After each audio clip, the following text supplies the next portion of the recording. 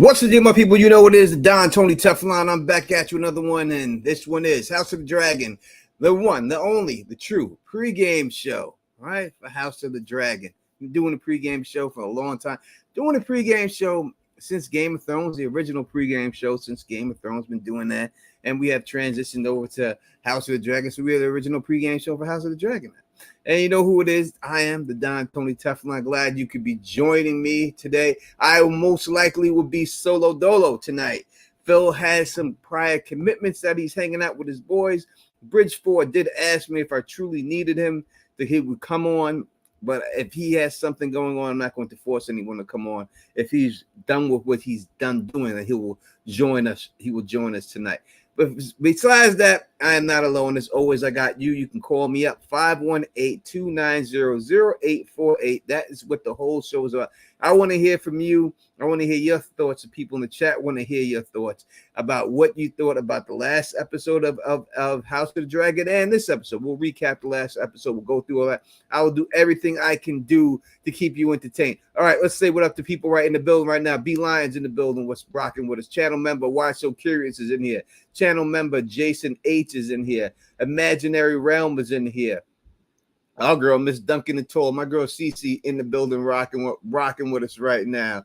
Spicer K is up in here. Kayla Smart is up in here. We are halfway through the season already. 4 weeks fly by fast. See, that's why when I'm doing like workout routines, like I'm doing a certain routine, I always plan them around shows that are out because it goes so fast. Like damn, that's 8 weeks just done just like that. And that's why I always plan it around shows. So that way I was like, all right, let me get this 8-week workout in real quick and everything else. And that's that one routine. We still working out there. We have channel member channel member and moderator John Headmaker's in the building. Who Red Lipstick Club. My girl Anna is up in here rocking with us. Carla Wagner is up in Carlo, sorry about that. Carlo Wagner is up in here. Thank you so much. Thank you so much for your support. I truly appreciate it and everything else. Cows are dumb is in the bill. No, we're not going to do any spoilers for anyone. We don't have to do anything else like that. People will figure it out and stuff like that. You know, let everyone have a chance to enjoy tonight. What's going to happen tonight. It's very hard to do shows like this where. What up, Lord Dom Snow? It's hard to do shows like this when we know, we read the books and everything else, and you know what's going to happen, and all you got to do is, but hopefully they give us something. Hopefully it comes out right. We knew it was going to happen on Game of Thrones mostly, but they were able to do it right. You know what I mean? And that's what made it good. Well, for most part, they were. Thank you for the super chat, man. Eric C. Canelo's the GOAT. Well, I don't know about that. You know what I mean? But you have the right to your opinion. I'm not going to tell you that is wrong. I mean, it is. But everyone has the right to their own opinion and everything else. So thank you for the super chat. I truly appreciate it and everything else. All right, let me go back and who's hitting me up right every time I get on stream. People always hit me up.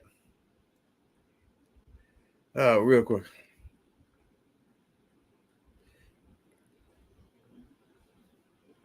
All right, let me take care of that real quick. All right. Edward Martin's in the building rocking with us and everything else. Thank you for everyone out here. Khaleesi Clues, great YouTube channel, and A Better Woman is up in this building rocking with us right now. All right, let's talk a little bit about last week's episode.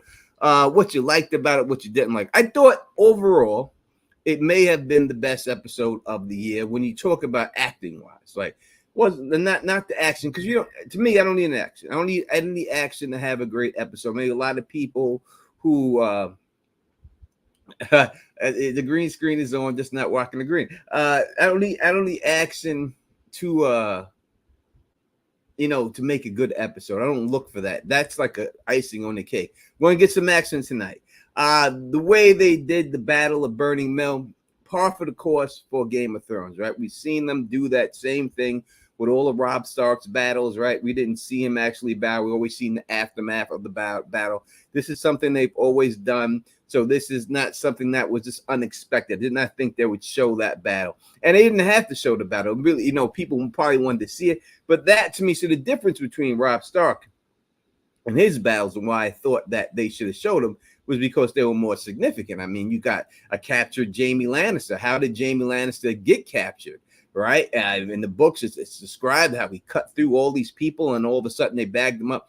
That's what made that more important. This was just to set the stage to show you that some people are supporting the Greens, some people are supporting the Blacks, and this is what it is. So that's why I did not have to see that battle. And that's, to me, the difference between why I thought they should have shown the Jaime Lannister one and they didn't show, and this was fine with me not seeing it.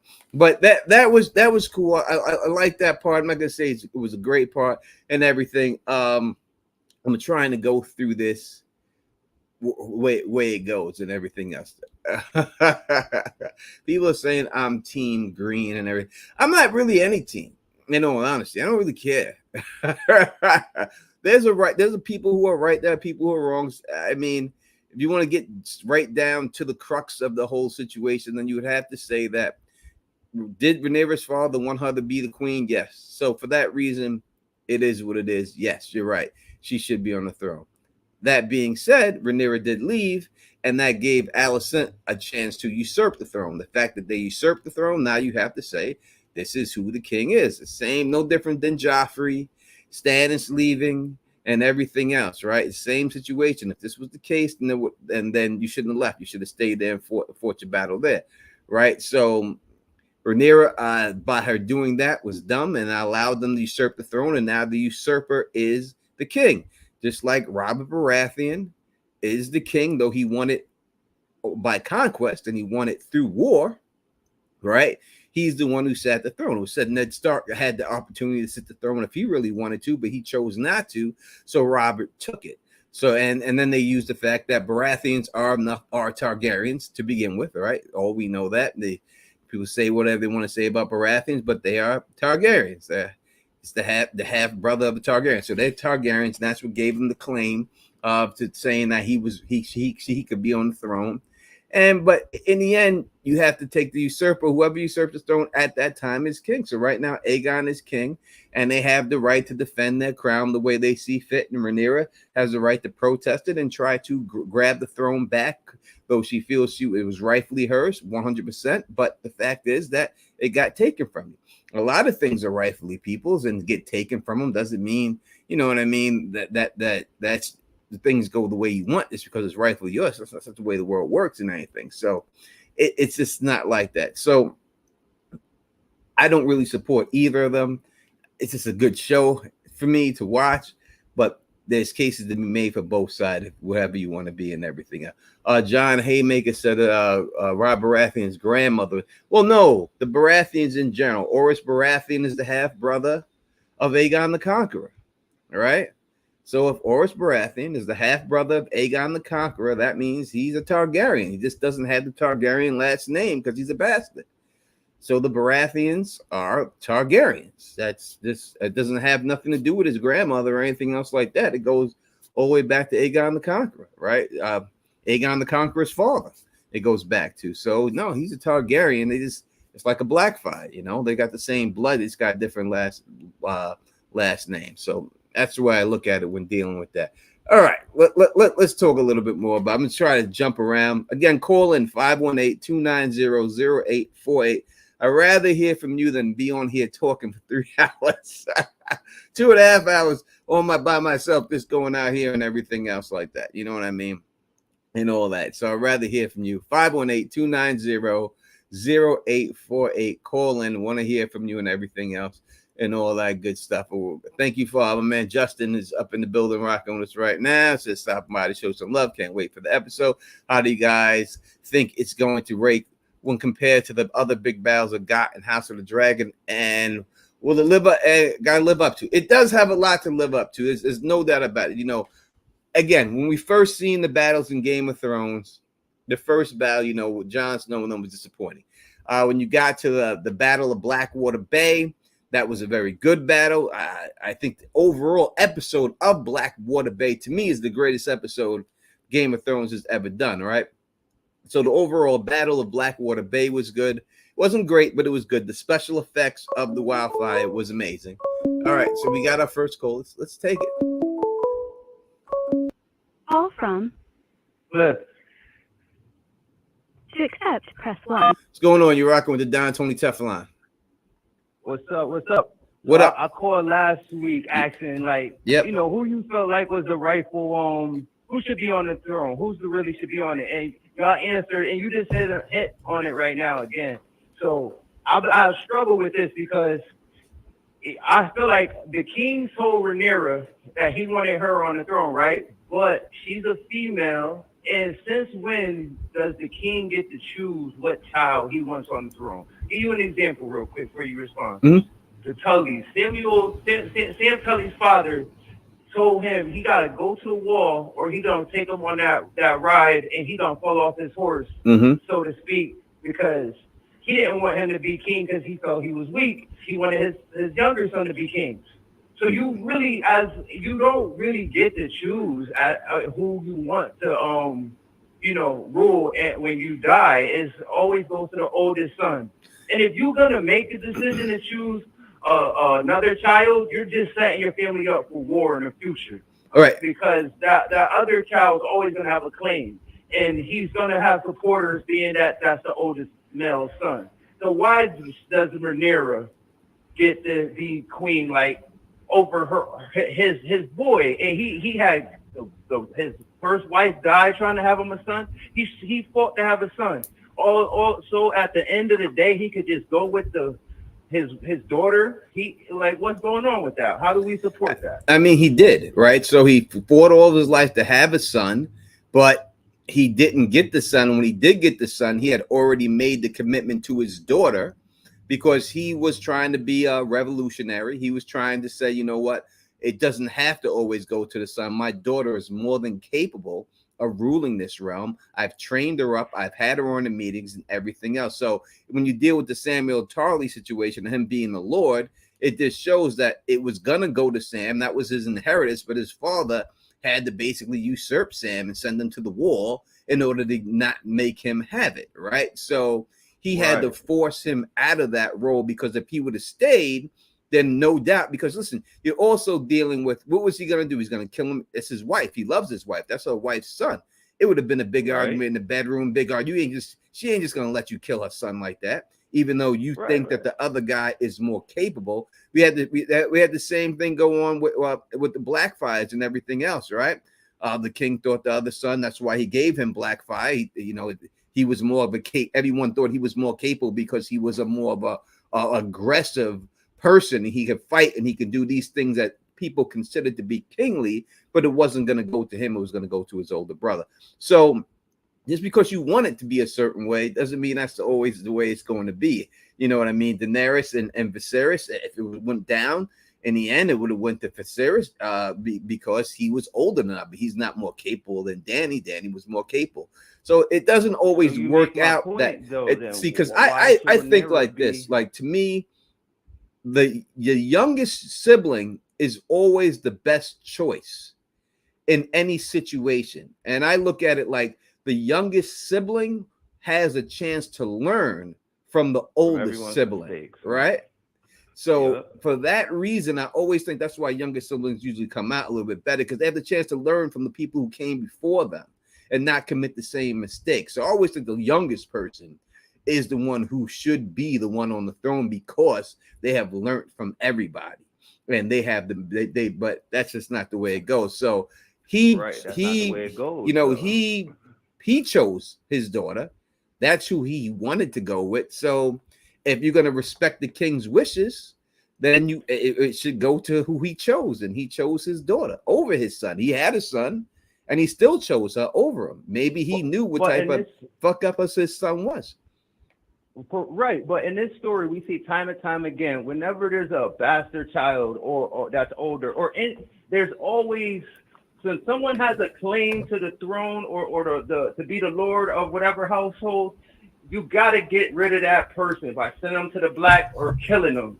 Because anytime you have that person that could, get supporters and challenge you for your seat, it just makes for war. So as a king, a smart king, why do you put your family at war by picking this?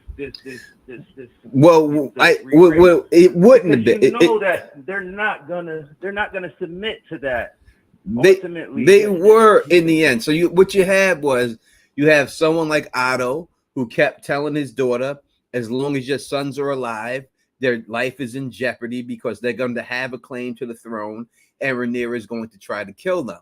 So when you have someone like that saying stuff, now everything we have known about Rhaenyra does not suggest that she would have killed any of her brothers or anything. There's nothing that we've seen from her to suggest that. But Otto Hightower put that in his daughter's ear, right? Saying that, hey, you have to take the throne if you care about your sons. If not, then you're going to get killed. So it was that situation. If not for that, then there would be no problem. The last scene when you see the king, when he's happy, is all them getting along, all them dancing, all them telling war stories with each other.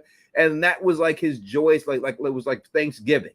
And there was no problem. Alicent was all about to give the throne to Rhaenyra. She said to her, I think you're going to make a great queen. Right? She said that specifically to her.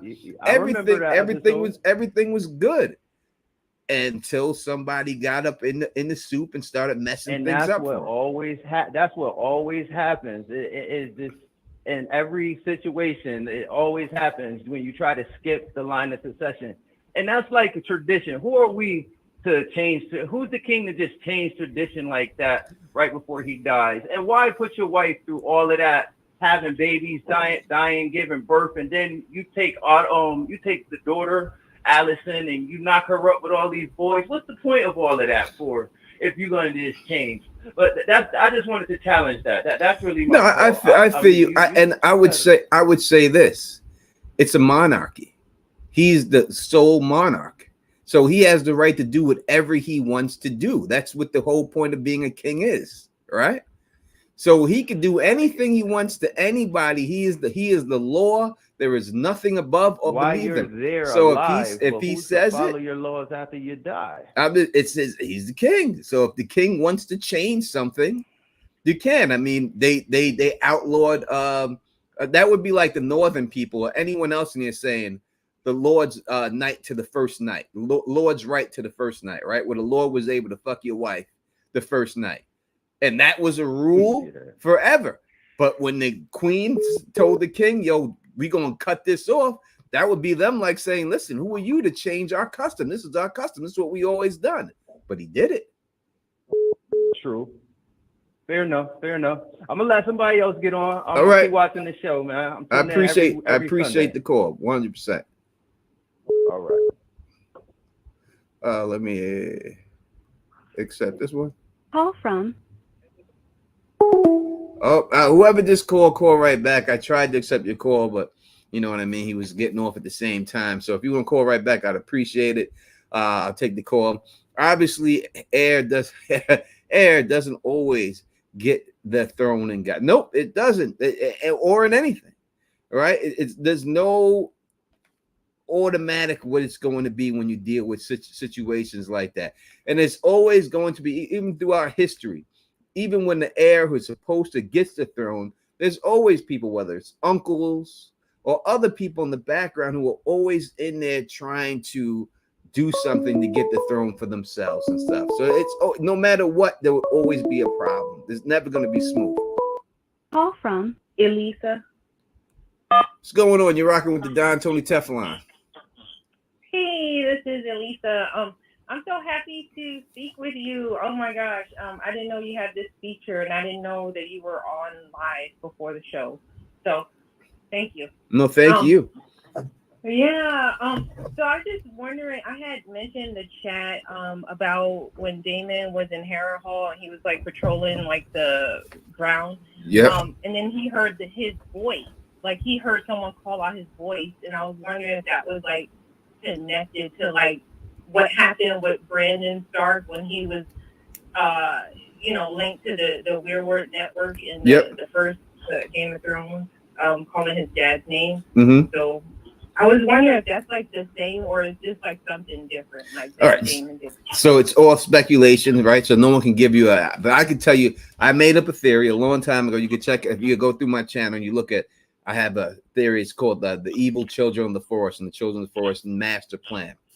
And in this, I explain specifically how people from the future and people want to say Blood Raven, but I see. So number one, I believe that Bran Stark and Bloodraven are not who they are, that they have been body snatched by this person who calls himself the last Green Seer. All right.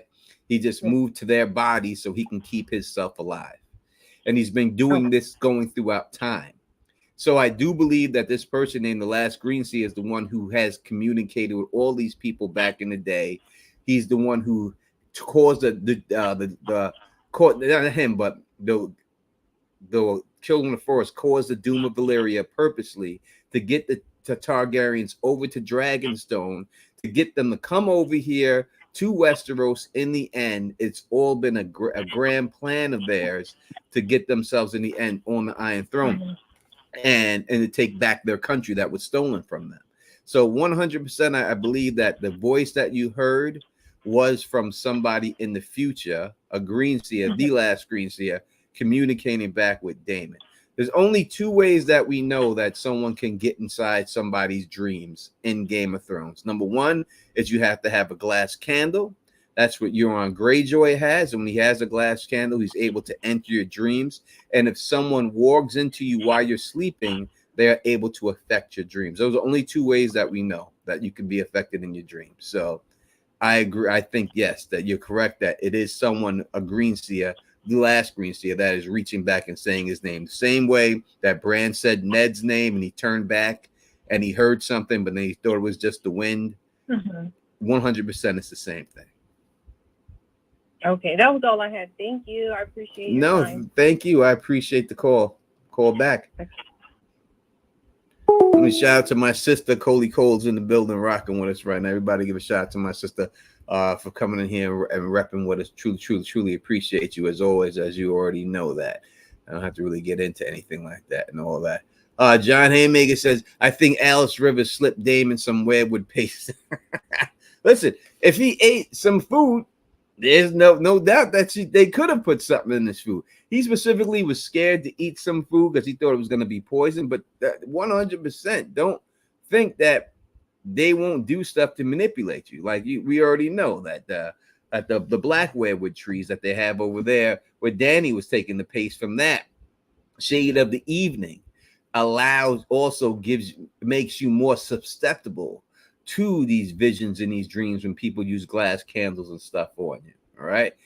They call it the warlock's juice that turns their mouth purple and stuff. And Euron is using that. There's no doubt that Euron must have control of some type of glass candle in order to do this.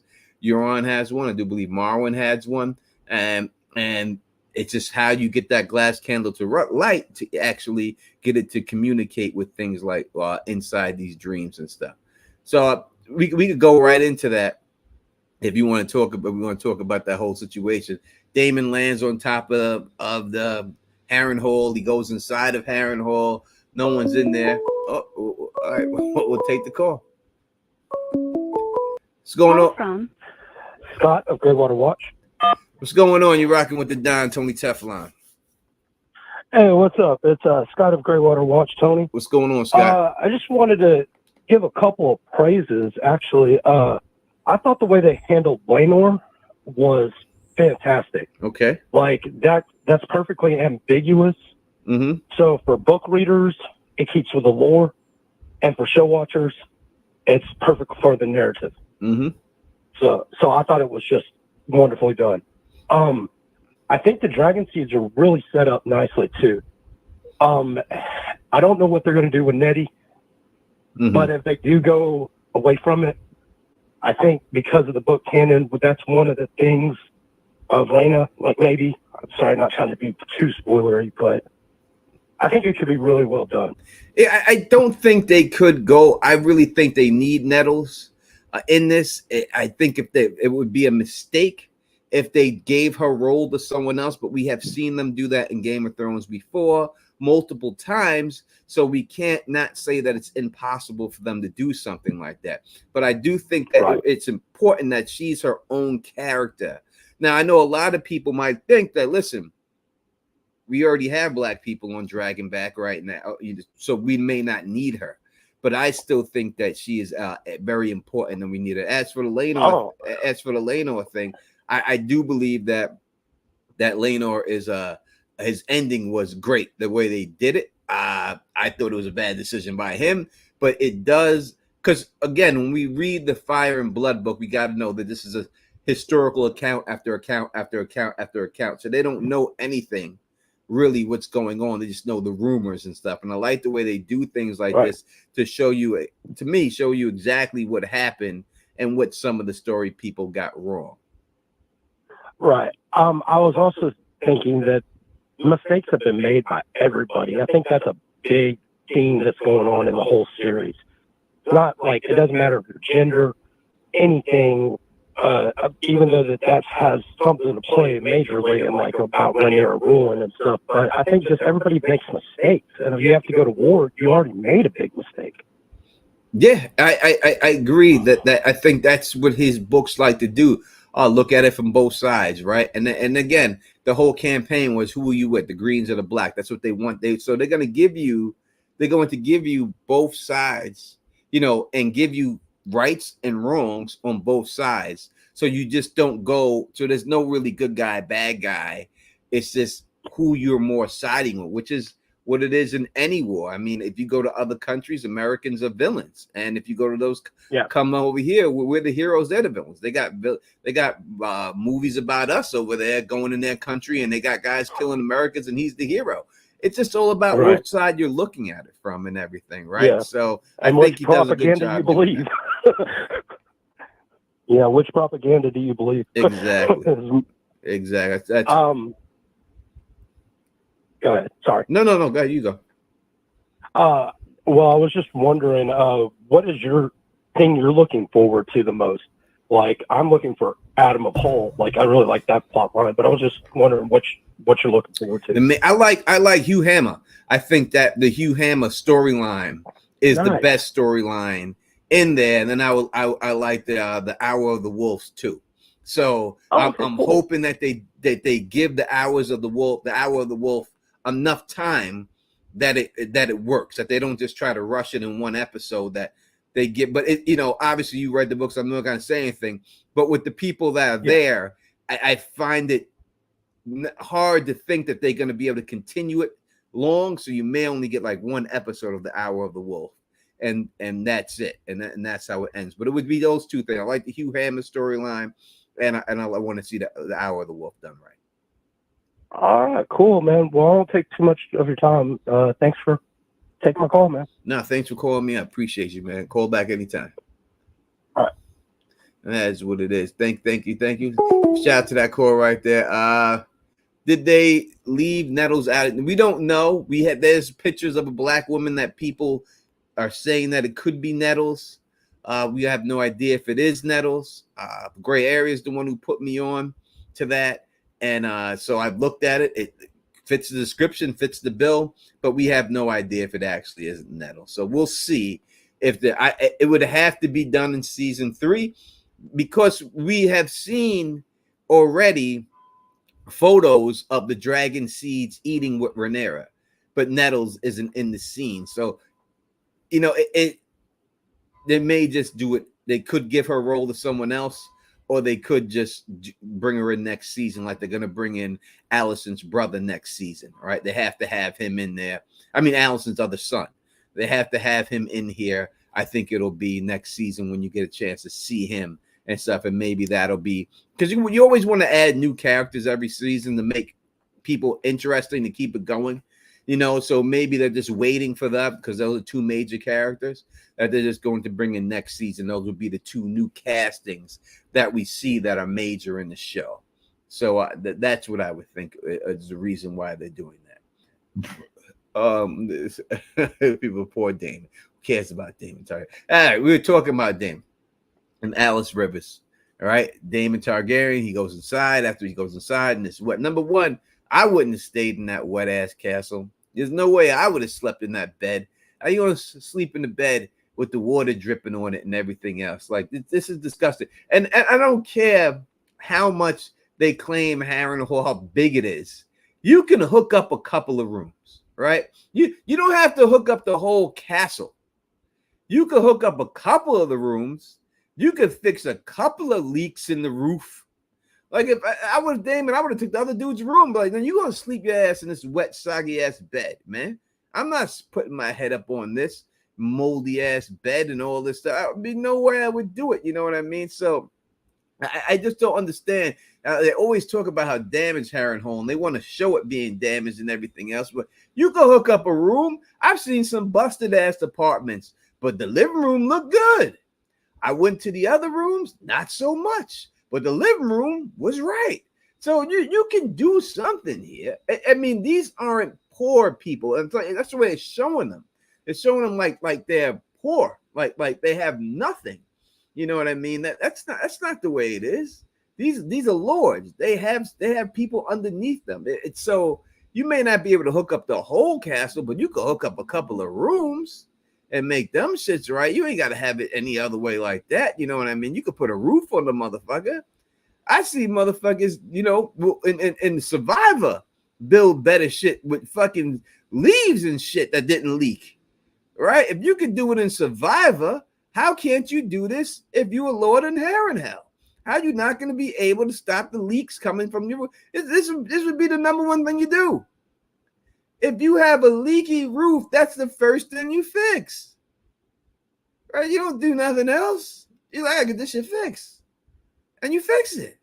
So I don't understand why they keep trying to play it off. Like this place is so barren and decrepit, and it's not the case. You know, these guys got dough over there. You know what I mean, and everything else. I don't know what's going on. You know what I mean? They need to fix that shit up. Right. So Damon's in that shitty ass fucking apartment. You know what I mean? He apartment looked like some type of Motel 6. They put his ass in. They gave him some Motel 6 room and shit's leaking all over the place.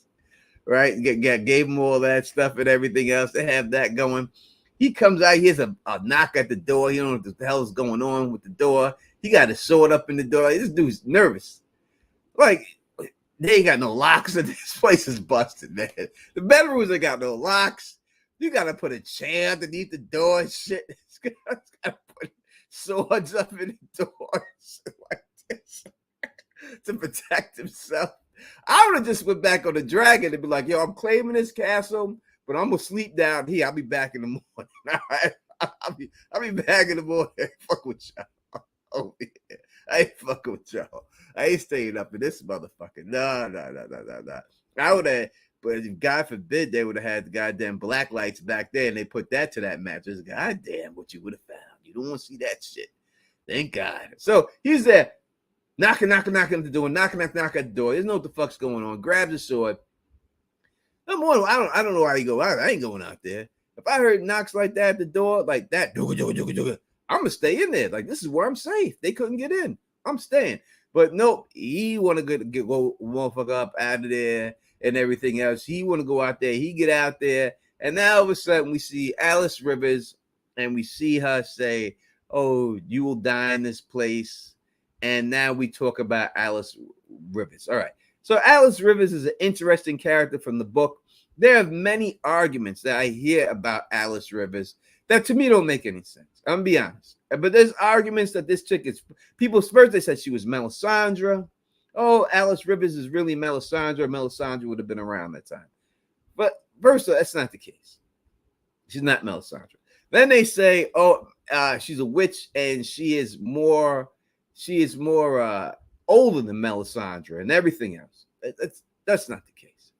All right. Let me break it down to you right now, real quick. I understand people want, and I think that people say things and they want to make things more interesting than it actually is to make the story seem better.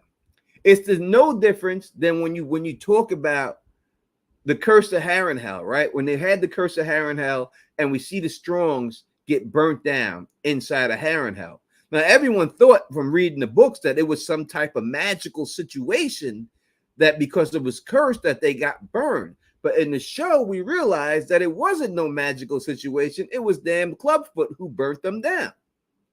This is the same thing with Alys Rivers, all right? They call her a witch. There's rumors that she's 400 years. There's rumors that she bathes in people's blood. There ain't enough people in that, but we've seen the people in there. There ain't enough people to be bathing in no blood. They can't fix a roof. Where you getting all this blood for a tub? If you can't fix a roof, you ain't got no blood. There ain't no blood up in there. She ain't bathing. These are rumors that people have of people that they're just making things up. Again, people want to say she's Melisandre, she's older than this. She is known as the bastard of the Lord Strong, who was it, right? So he claims her as his bastard daughter. So that means he fucked somebody, got this woman pregnant. She was pregnant for 9 months, gave birth, and this woman came out of it. So how she goes from that baby to being 500 years old is a little bit crazy to me. If we have a conception, someone recognizing the conception, that's what it is. It's, if she would have just showed up out of nowhere, right, and just showed up, then you have a valid argument saying she could be somebody else. But when we have a birth certificate, a birth record of it, right, when we have that, and that clearly she is known, given this name because she's known to be a bastard. I mean, she was raised as a child by some woman, raised her all the way up to the age we see her now, right? That's who she is. She ain't no 400-year-old woman who's doing all. You can't be that and be a baby. It just doesn't work. It's just like when people were trying to say, "Oh, Mance Rayder is really Sir Arthur Dane hiding at the wall." Like, are you serious? How is Mance Rayder Sir Arthur Dane? There's a birth record of him.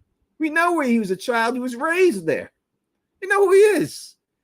You can't just change stuff to suit a theory that you would think is good just because you want to have some type of credit that really has no basis in anything at all. So Alys Rivers is someone who probably dabbles in the dark arts, right? So they call her a witch. There were people in Salem that they call witches that got killed that weren't witches. It was political. They killed them because they needed a reason to kill them. Oh, you're a witch. You're dead. You don't agree with us. You're a witch. You're dead.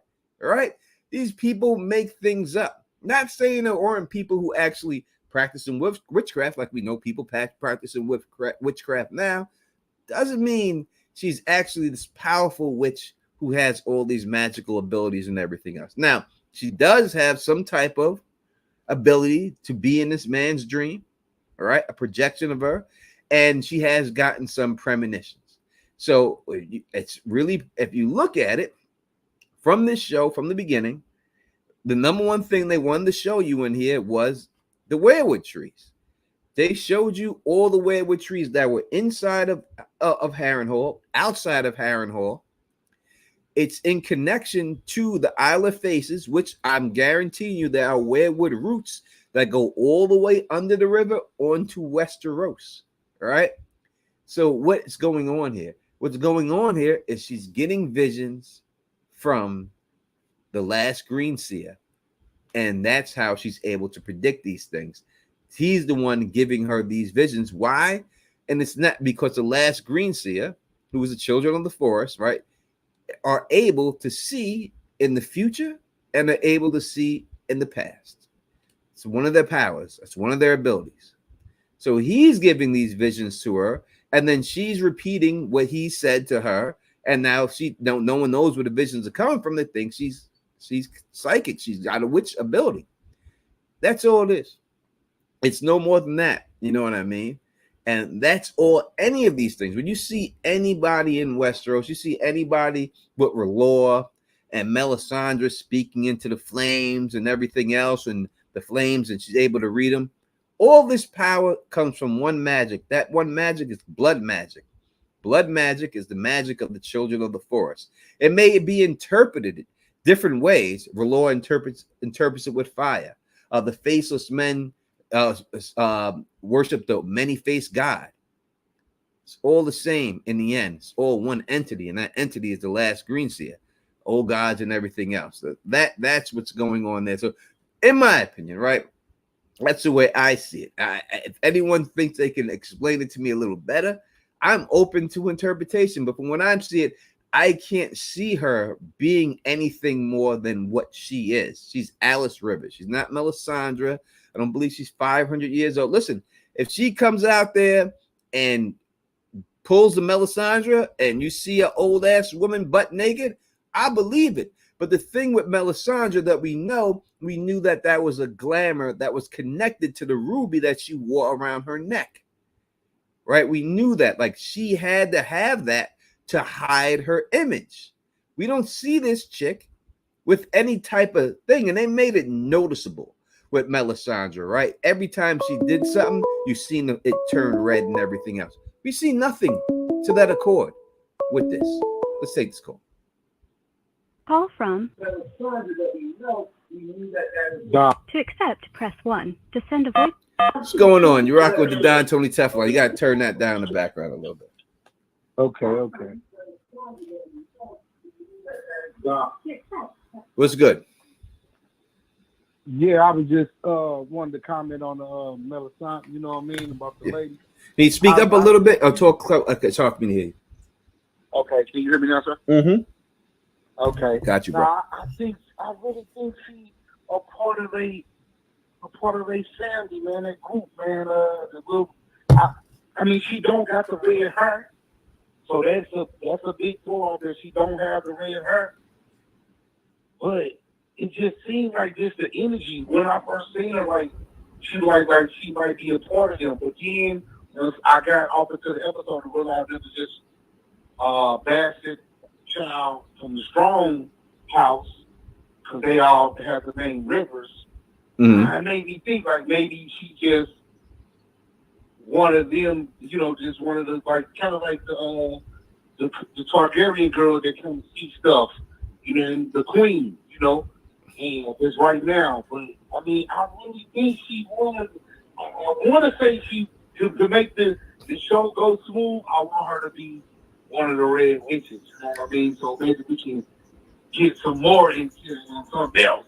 Listen, I hear what you're saying. It would be nice if she is. She's not, though. I mean, I understand there is an image of someone later, like that. There's a released image of someone in a red cloak. It's not her, but in a red cloak that looks something like Melisandre, right? And we haven't seen that scene yet. There is an image of someone like that, dressed like that. So you might get that from that person. But this person itself is not that. This person is just someone who's being fed dreams by the last green seer and interprets them when she sees them and tells people what she thinks and stuff. You know what I mean? So that is what it is. That's so I understand what we want to see. You don't think she has no extra special powers? I mean, if you want something other witch group or none of that. No, I'm not saying that she doesn't. I'm not saying that people don't view her as something and she doesn't dabble. When Melisandre, right, her character in the books, they didn't show it in the show, but in the books, she would always have trinkets inside of her dress. Like she had powders that when she threw them out, it made fireballs. She had powders of potions that did this, right? So she could prove about these magic. But when she went to the wall, she goes, I have no need for these trinkets anymore because I can actually do it for real. But she was faking the funk for everybody else who would put on, you believe in this? Show me this, right? And she had to show them up on the spot. So I'm not saying she doesn't have trinkets like that. She might have some things like that, you know what I mean? But she's not no 400-year-old woman like Melisandre was. I heard that on another. They were trying to say she's just as old as Ben and all them and all that. And I was like, man. So it made me want to think like, okay, she one of them. So let's open some more questions and everything. Because man, you know what? I just want to know. Where's Daenerys at? Like, I just wanted to come back out. The dragon took her to the room and they gonna bring her back and all that. So that's what I'm just thinking in the back of my head, like hoping that there's some kind of connection that's down the line. But I think saying though, like I wish that it did some situation like that too, and we could have it. Listen, I wish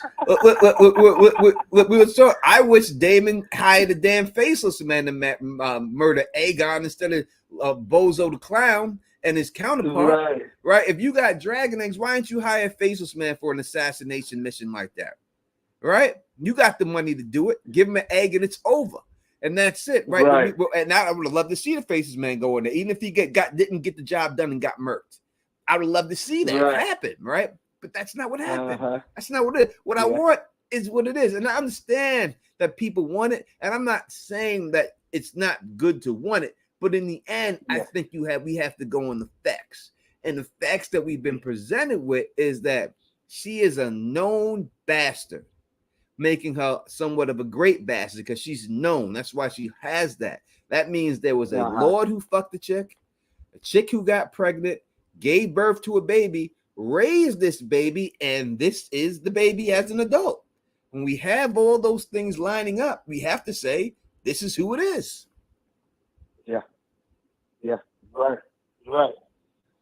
Right, bro. All right, brother. You know what I'm saying? That's what I wait to see tonight, man.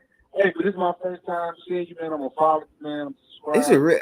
I appreciate it. It's you, man. For sure. I appreciate this, man. I appreciate you calling in, and I call back anytime. Anytime. Okay, bro. Have a good day. You too, brother. Have a good one.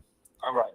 You know, when I hear people say it's my first time hearing me, it hurts it doesn't hurt my feelings, but it's so shocking. Like, yo, Laura, I've been here for 9 years doing this.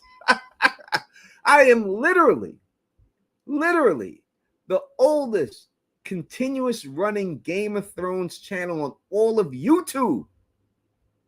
All of YouTube. I am the first person with James Johnson, LaDonna Sargent, and the rest of the small council.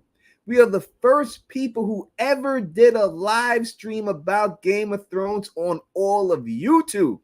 The first. So that's why when people say that to me, it's shocking to me. But I guess that's the algorithm. Let's keep it going.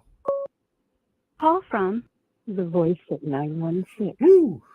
To accept, press 1. What's going on? You are rocking with the Don, Tony Teflon. Hello, Tony. Sorry to interrupt your rant. No, there's no rant at all. I'm just it is what it is. You know what I mean? It's shocking to me when people say that to me, but I'm glad they found me eventually. It took 9 years. But I'm glad you got here. And that's the whole point. That's right. Well, I wanted to go back to your original question when you first came on and asked us what we found the most interesting part of the last episode. Yep. And for me, it was the two scenes with Damon in Harrenhal having his vision, countercomposed with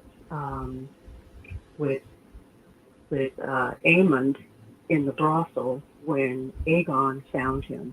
And both of those situations mirrored the insecurities, the doubts, the fears of both these men who are propelling the kingdom to war and who will advance and make it at its bloodiest.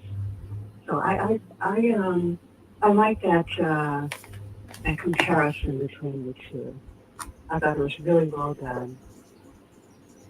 I agree. I thought the way they did it was really done great, especially when you see, no matter it shows when you deal with Aegon that no matter what you present to the world, it doesn't mean that's exactly who you are, right? And what it looks like to me when we see him in the brothel is that he wasn't loved right by his mother, and that he's using this older woman in there and hugging her like he did because it seems like he's looking for that motherly love that he most likely did not get. That's what I take from them scenes not that it's a sexual thing, even though people will say, it's not ancestral, but with parents and mothers who don't love their sons like they feel they should have been loved, that, you know, that sometimes people have had dreams about having sex with their mother. Can't control dream or whatever. I'm not judging anyone who has, but it's not a sexual in nature when they do that. It's for the lack of love that they were shown by this parent. And I think that is when I see him in the brothel, it just makes me think the way she holds him, like he's just looking for the love that he didn't get from his mother, and that's what she provides him. And that's why it upset him so much when his brother came in there and did what his brother normally does, and he's like, well, do whatever you want, she's just a regular whore. He didn't view her like that. He viewed her as a source of comfort, as someone who he could just be open and just be the child that he wanted to be. I agree with that completely. And it was like he was seeking that unconditional love, which she did give him. And I thought it was beautifully done. And he was at his most vulnerable position when his brother walked in. And for him, that was the worst thing in the world that could happen, to find him in a state where he was completely open like that. And it just, it touched my heart. It made him seem more human, but at the same time, it also showed how he could flip that switch and become a monster, just like that. Because, he wasn't necessarily born one, but he was bullied. All sorts of situations happened in his life that contributed to him to become a monster, and he has completely accepted that, particularly after Vagar and Lucera's situation. So, and then on the other hand, with Damon, who's always been who he's been. I mean, Damon is Damon, but when he had this vision, it made him realize a lot of things about himself. He was as open as Damon was in the brothel. So that comparison of these two men, I thought was really, really well done, and that was my favorite part of the episode. Yeah, I think Damon's whole thing too, as my sister says, she says one eye and Homelander from The Boys gave off the same energy. She's 100% correct. I think with Damon, it starts to see his mortality. Like Damon seemed to be unstoppable. It seemed like he'd go into these battles. Like when we seen him in the other battle, he was very loose about it. He went in there, but I think when she said that to him, it made him realize, I can die, and now she's telling me I'm going to die here. And he always thought of himself as being like this invincible person, but it kind of made him look more human at that particular time. Like you can die, you can get killed, and now someone's telling you are going to die, and at this specific spot. Yeah, that part is true too. But the most touching part was when he had the vision of Rhaenyra sewing baby Jacaerys' head back on, to where he teared up. He realized, oh my God, what have I done? Yes. What am I a party to? That to me is what made him human. And you see his weaknesses and his vulnerabilities, but yet you also see how he could flip the switch too. 100%. And that when he's seen that, you come to grips, right? A lot of people see things like I would say, like a lot of people. A lot of people play a lot of video games and they shoot people. They whether the game, it's a fun video game. I play them too. It is what it is. But people will go out there and you'll shoot somebody and you'll kill somebody, and that's why I think a lot of times, like when these school mass shootings, I think that it has dulled down the actual reality of what it is when someone gets shot, because you see it on a video game all the time. And that's why I think a lot of these young kids do these school things. But when you actually see somebody get shot, it's a different situation than when you hear about it or you see it in a video game. And I think that's what it was. Hearing a kid got his head chopped off, I heard it. But to actually see a vision of this child with getting the neck sewn up, then it comes to grips to reality of exactly what type of horror this truly is. That's true. And that he had a party in it. And he truly, I think at that time, he truly was remorseful. I believe too. And Aemon, and at the same time, Aemon was in the brothel. He was like, he didn't want to kill the person on the dragon. He feels bad about that. But he can't admit that in public, right? He can't admit that to people, so he could only admit it to this motherly figure that he found in the brothel. He could truly be open.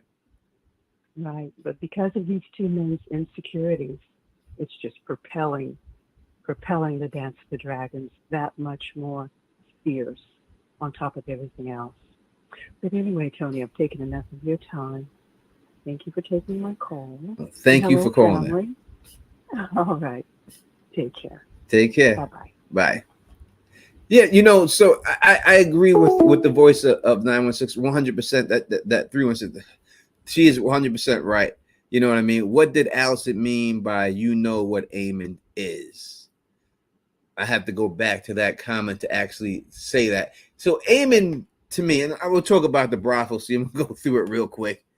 And but yeah, that's what I agree. Think the brothel. See, Aemon is that same child who was picked on by those other people. He is that person. That's who you are. When people say, I've been on this earth for a long time now, and I've seen people I grew up with, and those people who they were in first grade, second, they the same motherfuckers. They the same people. They've been through more, but I can still attribute most of their feelings and everything to who they were when they were children. You really don't change that much. Situations change, you act a little different here and there, but you usually are that same person. If you're a dick and you're a child, you're that dick when you get older, right? He is that same scared boy, the same one who wanted the dragon so bad, and they gave him a pig, and he got teased and everything else, but he had to become this fighter, to put on this front, so no one did that to him anymore. But that's not who he truly is. He's not that fighter. He trained himself to be that way, right? Just so no one picked on him anymore. He's still that scared kid inside. And I see a lot of people are like that. I see a lot of people go to, they send you to karate class or whatever to try to toughen you up and everything else and all that. But you're still that same person that you were before. And he does that just so he can put up a persona so no one picks on him anymore. Too grown for you, you're out of here. Thank you for stopping by. I truly appreciate it. Let me say shout out to Alicia was in here, and I also see I Zebra's up in the building rocking with us too. If I didn't have a chance, I have a man, anyone else in there? There's a bunch of people in there. I'm sorry, can't get you. My man Big Bank is up in here. That being said, let me say this straight up, and I don't mean this, and I put this out on a tweet and everything on my YouTube page. People try to get at me or whatever. I don't care. I'm being honest, and I'm just being honest. The actor of that, whoever the actor is who plays Aemon Targaryen, is a very brave individual in the world we live today. Right, very brave. I'm gonna be honest, and this is me, and I don't care how you feel or whatever. You can say whatever you want. But if I had as much hang time or as little hang time as he did, you would never got me on no full frontal shot. I'm sorry. See, in my community, the black community, I know what I'd be in for. Like, shit, I already know it. Now, you ain't gonna get me, motherfucker. But man did it. He's a craftsman. He's here for his craft. He did it, and God bless him for doing it and everything else. But now they're not me. That would not have been me. And I know people put in my comment section, oh, that was probably a prosthetic. That was shot down by Game of Thrones people. I mean, House of Dragon people saying there was no prosthetic there. And I've heard of prosthetics being used before, but never prosthetics to make your shit look tiny. I've heard, Dirk Diggler had a prosthetic. That's a prosthetic. Ain't no one gonna have no prosthetic to make your shit look small. Now, I've never heard of that before. So, but God bless that man, his confidence and everything else and all that good stuff and everything else. I would never done it. And if you want to say, hey, now we know why he needs to drive the biggest dragon, right? The biggest dragon because of it. Maybe that's the case. Maybe that's the case. We know people be getting these sports cars and why they be getting these big ass cars and shit. And these big motorcycles. We know why they be doing that shit. So if that's the case, that's the case. But I'm saying, man, It is what it is. Bold person, bold. The meaning of the scene is what we're talking about. But that was the very bold man. I would have done it if I was holding like nope. I would have said, you got to bring in a double. You got to bring in a double or a fluffer. You got to give me a fluffer. You got to give me something. God damn it. Give me a fluffer on set. Help a brother out and shit. God damn it. Do something for me. That's what it would have been like that. But yes, I agree everything that you were saying at all, or everything that the voice said 100%. Call back. Someone just called in. 518-290-0848 is the number. Definitely call back. We want to hear from you and everything else about this latest episode, our last episode, whatever you want to talk about. We here to talk about that stuff. You know what I mean? And everything else. That's what it is. There is no chill in this chat. You know, Allison, he says, Tony, do you think that E-Man Reviews is live right now copying your pre-show? He went live at the exact same time. Do I think let's put it like this. All right. I don't know him very well, E-Man. I had him on my channel one time. If he went live at the exact same time I did it, he's never done it before. Then I would say that he probably watched my shit and said, let me do it too. I don't think it's just him. I'm sure there's other people out there who've done it. So I don't know if I would say that he's exactly copying it. He'd probably seen it and said it. Yeah, it's a good idea. Let me give it a shot. So if you want to say that's copying, then most likely, yes, he's copying. But it's like saying there's, after shows and someone did after show and now someone else does an after show and someone else does an after show and someone else does an after show. Everyone has the right to do whatever they want to do. Starting at the same exact time I'm doing it, or starting a little bit before me, then that's a little suspect there. You know what I mean? That's a little suspect. But I got nothing against the dude. I said he came on my channel before. We did a stream together, and he seemed like a cool guy. And I hope he gets a lot of views. I wish nothing but the best for anybody. There's enough people to go around and stuff, so it makes no sense to fight. And I'm not going to fight. And I'm gonna be honest, I'm not going to fight with another man of color on YouTube. We've seen too much of that recently and stuff, and I'm not about that and anything else. So I wish him nothing but the best, and I hope he gets what he wants. I'm just going to focus on what I'm doing here, and hopefully he gets the reviews he wants. But do people look at we want to say they're inspired by other people, if you want to say that? I'm sure most likely he watched something of mine and said, hey, that's a good idea. Let me try to run it myself. And that's what he probably did and everything else. So God bless him. You know what I mean? And everything else. It happens. That's the way the world goes and stuff. So I wouldn't say, if you want to say he's copying, I don't know. If he's doing the exact same thing, call in line, doing this, then I would say then definitely watch my shit and just did the same thing, right? That's what it is. But again, there's a million pregame shows on football, basketball. Every network has them. There's nothing you can do about that. That's just what it is. That's just the way it goes. So I give you me. I think I'm special, and I think this is the best pregame show, and it's up for the people in the end to decide who they want to go to. Not that I don't want them to go support them. They should support them. I would just hope they support me also. And that's just what it is. So we're going to keep it moving and stuff. And that's what it is. All right. So again, you know the number to call in, 518-290-0848. You know what I mean? Call me up, say what up to me, say what you want. Let's get into this. Also, so what we told? What about just about everything? But Rhaenyra and Alicent and everything, and that's right. I hate Zebra. Let them know. I ain't no I'm messing with Don. I'm a Don for a reason here. What do you think? Let's see. And gray areas in the building. She said, hey, Tony, I talked about your 11-year-old Children of the Forest theory in my Damon video. I watched your Damon video and I seen it. You shouted me out, and I appreciate you. See that's how somebody does it the right way. And, you give someone this. Tell people, hey, someone else has spoke about this. Yes, it is 11 years old.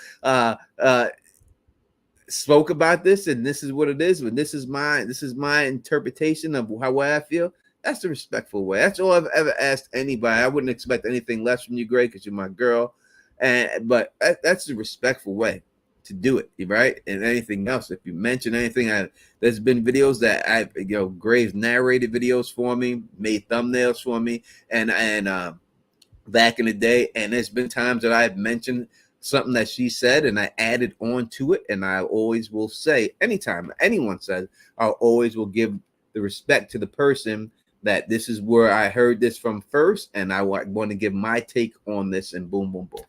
That's all you gotta do, man. Just gotta show a little respect, man. And people in this game ain't got no respect, because I think it's just people want to be the ones who said they made it up when really it's been out here. You can't make something up, man. I've been in this game for too long.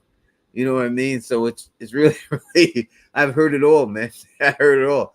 That's just what it is. What up to Miss Oh So Awesome, rocking with us and everything else and all that. And this is nothing. It's like Teflon, comedic value. I am funny, goddamn. I'm from Queens, New York. This is what it is. Phil, I wish Phil was here. I wish Bridge was here, but they had some other prior commitments, and they hit me up early, and they told me that if they can make it later on. Well, Phil said if he can make it later on, he'll stop by after those prior commitments are over and everything else and all that stuff. But you get the Don, but I get you. Call me up 518-290-0848. So we're going to Rhaenyra. Rhaenyra is interesting, her using her new master of whisperers to sneak her into King's Landing in the scepter outfit, and she finally gets a chance to talk to Alicent. I thought the scene was really well done. I thought the acting was superb. And Alicent's face, where she said that it was just the soul device was fired, of the actress's face, where she just gave that face like, he said, Aegon the Conqueror. That's who he was talking about. And it really dawned on her at that time that shit, he didn't want my son to rule. He really wanted you to rule, right? But in the end of it all, what she says is the truth. It's too late. It doesn't matter at this particular time now who the king wants to rule now. Too much blood has been shed. It's already over. Kids have died and everything else. It's just not what it is. You know what I mean? That's just not. It's not the way it goes. So at this point, I know Rhaenyra was trying to do the right thing and going in there. To me, I thought it was a stupid move. You risk too much. You're the head of the snake. You can't get caught and get killed. Let's take the call. Call from Shannon. to accept, press 1. What's going on? You're rocking with the Don Tony Teflon. Hey, Tony. Hi. This is Shannon. Hey, I wanted to bring up a scene that no one's brought up that I've seen. All right. Is when they are in the bar, when Aegon comes in the bar, Yep. and they show the girl that used to work in the castle and that Alicent gave to the Moon Tea to in the first season. Yep. And I didn't know if I hadn't seen anyone bring that up, that she was in that bar working. Yeah, I thought it was her, but I wasn't sure. And I was actually going to go back and check the credits to see if the names matched up. So I did notice it, but I was not sure if it was truly her. But the fact that it was someone else in the chat, then I was on the money. You were on the money that, yeah, listen, this is what happens when you foul out, I guess. And this is what she's down to. It's sad that your life could be affected that bad for doing nothing wrong. Right. And I'm wondering if the Moon Tea did not work and they're going to show that maybe she did have his child or something like that. So that's why I just thought that was interesting that they brought her back into that, and they made it, they showed her just in certain scenes for a few seconds, and I thought that has to they have to bring that back somehow, or it's going to come around somehow that she's important to the story in some way. So I didn't know if I haven't read the book, So I wasn't sure if that was in the book or not. So I didn't know if that was part of the story or if that was something that the show decided to do. So it's something the show decided to do, but it is, you know, the guy was definitely sleeping around. I mean, you've seen the other babies that were there with the same hair color that were definitely his bastards out there. And you know, I think they're making a point that all these kings are going crazy and they have a shit ton of bastards. They did the same thing with Robert Baratheon's bastards, and they made them all get murdered and everything else and went after killing them. That's why they wanted to kill Gendry and stuff. So I think it's just a repetitive thing that they're showing, that these kings out here, this dick slingers from wild Westeros, and they have no couth. Exactly. But I just wondered why they were focusing on her, because there has to be a reason. So I wondered if anyone had noticed it was the same actress or same character. So that's all. I just wanted to bring that up. So thank you for taking my call. Oh, thank you for calling in. I truly appreciate it. Please call back. Okay, have a good evening. You too. You too. Okay. Take care. Bye. Bye. No, listen. I thought that whole scene in there with Off the White, was it Off the White, whatever his name, I'm fucking his name up. I thought that was a whole good scene because it showed that, you know, he's claiming to be a bastard Targaryen, and they're really building up these dragon seas that they're all off. I was right, thank you. That they're all over the place. Let's take the call. Call from Queen Bee. To accept, press 1. What's going on? You're rocking with the Don Tony Teflon. Hey, Tony. This is Queen Bee. How are you? How's everyone? I'm good, Queen Bee. How are you? This is I'm sorry. It's Queen Beast. Oh, and I'm doing Beast. Good. You said Queen Beast. Yeah, Queen Beast. I don't want to be claiming to be Beyonce out here. All right. Queen Bee is Little Kim. Let's not get it twisted here. I'm with you when you're right. 90s baby, 80s baby, all the way. So all right. There we go. But no, I'm calling to just talk about that scene with Alicent and Rhaenyra and the whole thing about what she said about Aemon, as well as the question that the other lady just answered. So basically, Alicent she's just been ridiculous from the beginning to me. And I have some very strong opinions about her just pretending to be so high and so religious and so this and so that. But the reality is this woman is like, she's very bitter, very vengeful, very intentional in her actions, right? So it's like, yeah, her dad did tell her, get in there and put your mama's dress on and get down how you live. He did send her off. But I think the depth of her issues came from before that. Maybe she wasn't treated with love or respect or communication. Look at how she treats her kids. She doesn't hug them. She doesn't talk to them or anything like that. That's really the root of why her kids are how they are. They're not just magically like that. So for her to have these strong opinions of Rhaenyra and how Rhaenyra lives her life. Look at Rhaenyra's kids. Look at how they act. Yeah, I agree. I think that Rhaenyra's a much better parent. But I told about it, but I think it also comes down to that Rhaenyra actually loved her baby daddy. Like, she loved that dude. And I think when you have love for your baby's father, not all the time, you don't have that, and it shouldn't be like that. You should love your kid regardless, right? No matter who the baby father is, your kid. But sometimes that does have an effect on the child. I think she truly loved him. They were sort of a family unit on the low, and I think that's why they were raised a little bit better. This chick having sex with the crypt keeper, right? Guys, eyeball falling off on top of her.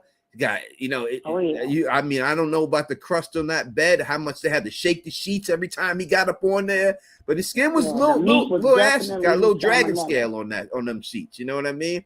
I think she was always jealous of Rhaenyra's freedom, that Rhaenyra was actually willing to be free do what I want. And she was always stuck in this regiment, and she was just jealous of that.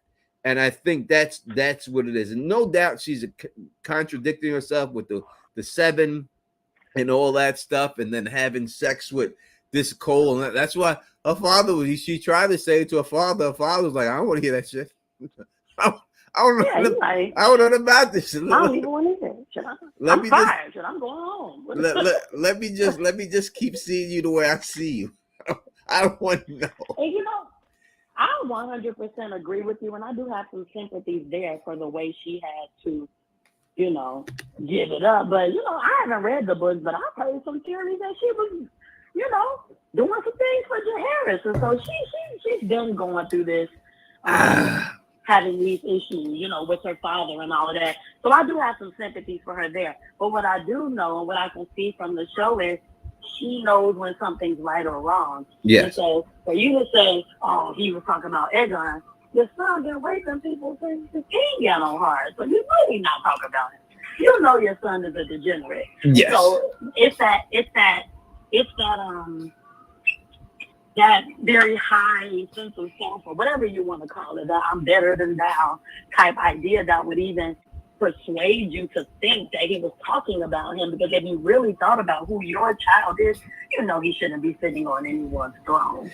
And when she goes, you know where Aemon is, she knows what Aemon is, and Aemon is completely like her. Bitter, vengeful, emotionally just all over the place, and controlling the biggest dragon in the world with those crazy, I've been bullied, I've been picked on. Yep. I hate to say it, kind of like school shooter emotions. And so she's a ticking time bomb. There's nothing she can do now. No, and she allowed her son to be picked on like that. Like, she could have put a stop to that. Brother. She could have checked her kid. She could have did these things, but she allowed. So her parenting skills were terrible, no doubt about it. I can't say anything good to her about that. I'm gonna let the Kristen Cole stuff slide, because after sleeping with that goddamn swamp thing that she was sleeping with, she deserves to sleep with something. I gotta give her the pass on that. It's because she deserves something. Me too. You deserve some good pain. You do. She deserves something. I gotta give her that one. And then, but to do it in the same bedroom with Rhaenyra, like you might as well put on a blonde wig and just let her call you Rhaenyra. You're gonna do them in the same room that Rhaenyra did them in too. You know what I mean? Like she's like trying to live through her. You know what I mean? It seems like to me. And she's trying to hold this all holy thing when she knows that she's not, and she tries to do her best. And I truly do believe that what they wanted you to think in this show was that she thought that the king really said that he wanted their son on the Iron Throne, and that's why she did what she did. And I thought that when Rhaenyra told her, I don't know if you ever watched Days of Our Lives or any type of soap operas like that, but if you did watch that, there's a guy named John Black who always has these crazy eyes when someone says something like a shocking moment in the soap opera before it goes to commercial, like, it is Stefano's baby, and I thought that that's what that moment was for her right there, that she really thought it, but when she heard that, she realized that that was the truth, and she fucked up. But it's too far now. It's gone too far. Right. But I think that's just her stance on everything. This is all the truth. My kids are fucked up. It's the truth, but I'm too far now. The realm is fucked up. It's the truth, but it's too far now. I shouldn't have married the king. It's the truth. It's too far now. Like, it just really shows her own sense of just low self-esteem and a sense of control in all these areas. And maybe she's just been made to feel like that for a long time. And man, it's a shame that a person's like emotional issues or traumas is like tearing up the kingdom now. Mm-hmm. Yeah. Now your kids is loose and they all jacked up. And she got no control over them. She has no control. She has no control of any of her kids. Her words doesn't really matter. Helena, her daughter, took her bedroom from her. that would never happen. Like, I don't care. Listen, if I moved in with my mother, right, and I started paying the bills, And I said, Mom, I'm gonna have to get that bedroom off you. My mom would beat my ass. Like you, I'll give. Oh yeah, black folks ain't Are you having crazy? I don't care what bills you pay. This is my bedroom, boy. You know what I mean? Black folks ain't having it, man. It's a lot of non-black activities going on this show for sure. 100%. I do want to ask your opinion on one more thing. Go ahead. Because I'm a Pisces, I'm into astrology and dreaming and all these things. And I'm really interested in Helena. And it's just a shame to me that the cycle of just not listening to people and not thinking people are valuable on that side is just clear. Do you think that if Helena was with Rhaenyra, do you think that Rhaenyra would listen to the things that she says and make some sense or connection? Yes, because I do, because Rhaenyra knows about the prophecy of a Song of Ice and Fire. Mm-hmm. She believes in that prophecy that her father told her. She believed that Aegon was given some visions to see that for him to come to conquer Westeros because there was a threat coming in the north. So I 100% would have believed that, and especially as she is in tune with her children, and the children seem to love her more than Alicent's children love her, that she would have been that nurturing parent and picked up on it. And I think she would have definitely picked up on that 100%. Yeah, started paying attention and kind of using it to her advantage. Yep. Because once you get, you may not the first or third time, but once you get it that one time and you realize this is a riddle, you'd be like, oh, damn, wait a second here. Like if you were smart, like Aegon was like, when he goes, oh, you want to get a dragon? Well, you're going to have to close your eye. And his eye gets taken out and he gets a dragon. He could have put 2 and 2 together. So, yeah, I remember my sister said, I had to lose an eye to get this dragon. Right there, like, man, she knows something. Yeah, like that's got to hit you at some point. You know what I mean? And they're just letting it go over, like, and just letting it fly right over their head. And I mean, she's sculpted. She's got, and they showed her room. She's written graffiti all over the room, and she's got all these things there. But who's actually reading the graffiti that she's putting on there? Yeah. No, facts. Well, thank you for taking the time to talk. I really love this whole Game of Thrones, House of the Dragon thing. I live and breathe it. So let me get back to being a good mother to my own son. Thank you for calling so and thank you for the support. I truly appreciate it. All righty. Peace out. My man Pete Easy's in the building. What up to my man Pete Easy up in here and everything else? What up to my brother right there, Jackie C. I didn't get a chance to say what up to you. Let him say what up to Lady Hotep is in the building. Did Rhaenyra and Rhaenyra ever even sleep together once? I think she said they tried. Like they tried to make it happen and they just couldn't get it done. But that's when you got to be like Marjorie. Like, see, this is the situation. Let me explain this. Right? So you're dealing with this whole situation. Marjorie Tyrell, you got to take the Marjorie Tyrell approach. She knew what Stannis Renly was. She knew he was gay. And she said, listen, the only thing that matters is that your seed finds its way in my body. I don't care if we need to bring my brother in the room. Whatever it takes, we got to get that baby in my belly. Whatever. Straight up. And, and Rhaenyra should have took that same tactic. Like, listen, go work it with your man and hold your shit and come over to me and drop it. Just go work it, do whatever you got to do when you're working it. Right before you unleash it in me, goddammit. And it stops the whole situation. Right? It's that now you're good. You're good here and everything else. So that's where she should have been. She got to put a little Marjorie in there. Marjorie knew the game. She wasn't playing. She's like, whatever it takes. That's all that matters. Right? You got to get this stuff up in there. All right? Whatever it's going to take, that's all it's going to take. And that's it. So she should have took a little page from Marjorie Tyrell when it came up. But I do think she did say they tried, but it just didn't work, which is, I don't understand. I don't know. I'm a straight man, and it's not me to comment on that situation because I don't know. You know what I mean? But I don't know how you couldn't at least one time, maybe I don't know. You have to talk to a gay person. I have no idea, and I don't feel comfortable talking about a lifestyle that I have no idea about. But to me, it'd be hard to say that even if you're just messing around, you can't get hard, and you can't do something. I've had a female give me a massage and whoop, just from rubbing my back. I don't know. I can't.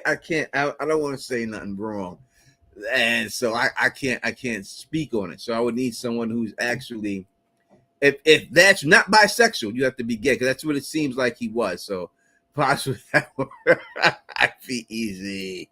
Yeah, you got turkey base that bitch. Something. Get a spoon. Get a goddamn spoon. Spoon that shit in me. Whatever it takes, right? They should have figured that out. They should have figured it out. They should have figured it all out. That's where I was. They should have at least one. All you needed was one. It would have all been done. You could have had the rest. It would have all been done and stuff like that. You guys know the number to call in, 518-290-0848. This is the greatest, the best pregame show you're ever going to watch. We want to get you ready for everything else. Help hopefully entertain you in the process. My brothers will be back next week. That is Bridge 4 and Fill the Issues, guys. Guaranteed they'll be here next week and everything else. You know what I mean?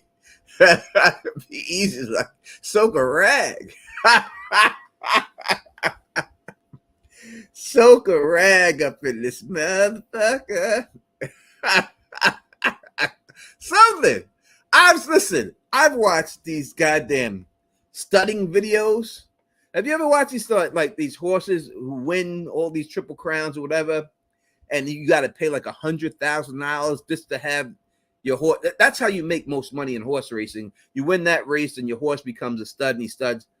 I've seen women and men when this goddamn horse would pull out too quick and be on like the other horse's ass, scoop that shit and stick their hand up that motherfucker.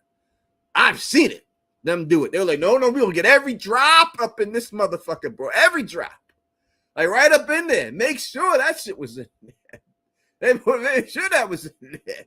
They get paid like $200,000 for this motherfucker. Like, no. We ain't wasting a drop of this motherfucker. This is going up into you. That's the way it's going right there. I seen it. Go watch the video. You'll see I ain't playing. They ain't playing. You're going to get everything. And this horse getting pregnant tonight. No matter what. I don't care what I got to do, goddamn. That's the way Rhaenyra should have been. Rhaenyra should have been right there in the room waiting for that motherfucker. She should have been waiting there for that shit to drop. You know the number to call, 518-290-0848. My girl Luna, where you been, Luna? Why are you avoiding me? What's good with that? I don't appreciate it. Thank you for the super chat. What's your thoughts on the scene with Corlys and Rhaenys? All right, so I think they were setting up tonight. I think that whole scene was a setup for tonight. And I thought it was a lovely scene. I thought it was a beautiful scene between a couple who actually do love each other, respect each other, and are there for each other. And I thought they did a great job portraying that whole scene there. But I think it was a setup scene for tonight. And that would be my honest opinion of it. But I love that scene. I think they did a good job, especially in the rain. They're out there. You see Corlys, a black man, had his hands on them hips reaching around. He was doing a little reach around. I seen it with the right hand. Go back and look. You see it with a little reach, give a little reach around to his wife. You know what I mean? Which you should, goddamn it. And you should do it all the time. You should do it all the time, right? So, but I thought it was a great scene. They don't have scenes like that, right? In these shows. They don't show you let's go through it. The Ned Stark Caitlyn scene was a loving scene between them two in bed, of them laying around, but they don't really show scenes like that in this show. Yeah, or Game of Thrones, they don't show couples who actually care about each other and show them displaying a public affection, especially when you're talking about a black man and a white woman.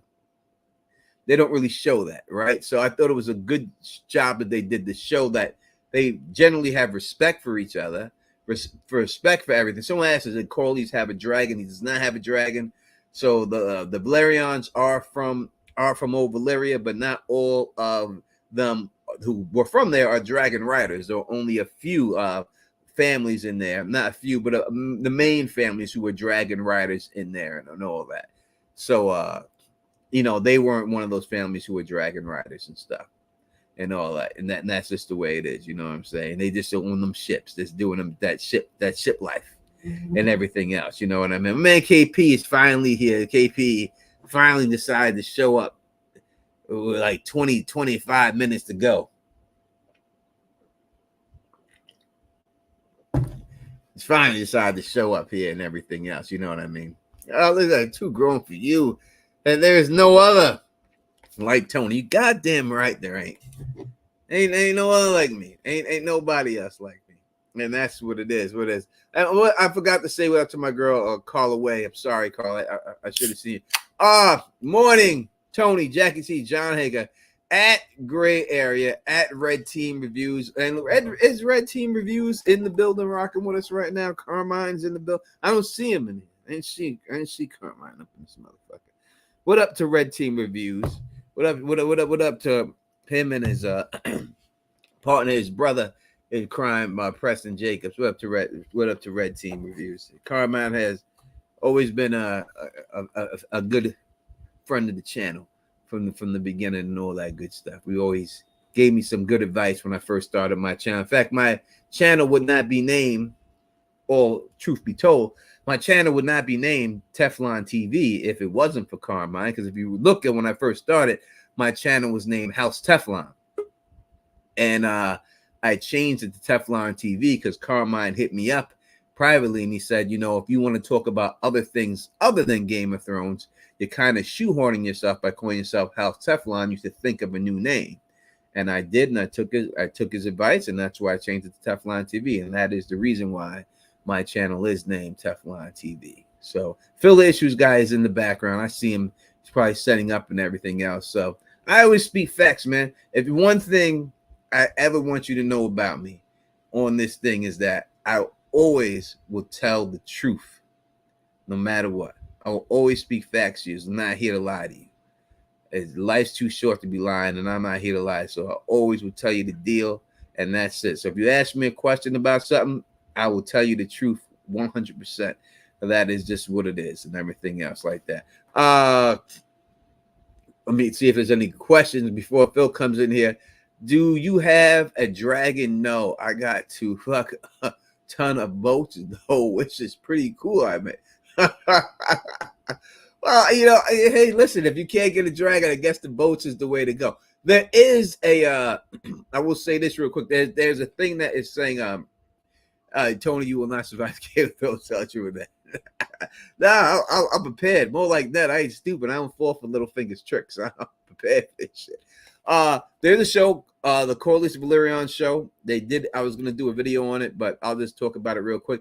I guess the plot synopsis, this is supposed to be a animated series, is that the king, I do believe Jaehaerys, sends him after the Targaryen girl. I can't think of her name right now. Gray probably knows it.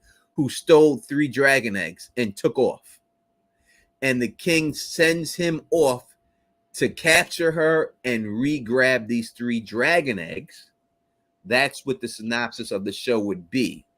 That's why he took this voyage. But while going there and searching for these dragon eggs, that's when he goes out there and finds everything else out there and all that stuff. So Alyssa Farman's her name, yeah. So that is what it's supposed to be about. The king's gonna tell him, I need you to go back and track these 3 dragon eggs down and grab them and bring her back. And he goes off after her. But while he's out there, everyone knows the books, knows what happened with the eggs and everything else. I won't go into it. But while he's out there, that's when he does the voyages to all these other places and stuff like that. So that is what the show is supposed to be. I think that's a great concept for a show. And I hope they actually do that show, because that sounds amazing that they would do. In fact, George said that he wanted House of the Dragon to start with that. He wanted that to be season 1 of House of the Dragon. He wanted to have Corlys and go on that adventure for those 3 dragon eggs. And then season 1, then skip ahead and season 1 be actually season 2. Let's take this call. Phil, you there? Yeah, I'm here. You can take the call. All right. Call from I go and talk earlier. to accept. KP, what's good, brother? How is everybody going? Good night. Good night. What's going on? Listen, we about. I am just driving through the streets of Trinidad and Tobago. I head into my house so I can get to see House of the Dragons for 9 o'clock. But Tony, tell us how many battles are we getting tonight? 1. Is it Rook's?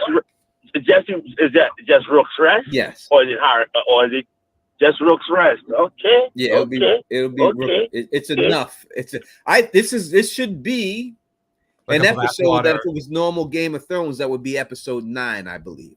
This is like a Blackwater episode. Yeah, this is gonna be a 9-level episode right here. A Battle of the Bastards type vibe. Yes, that's what we're expecting here. Like, well, listen, I am geeked. I am geeked, properly geeked for it.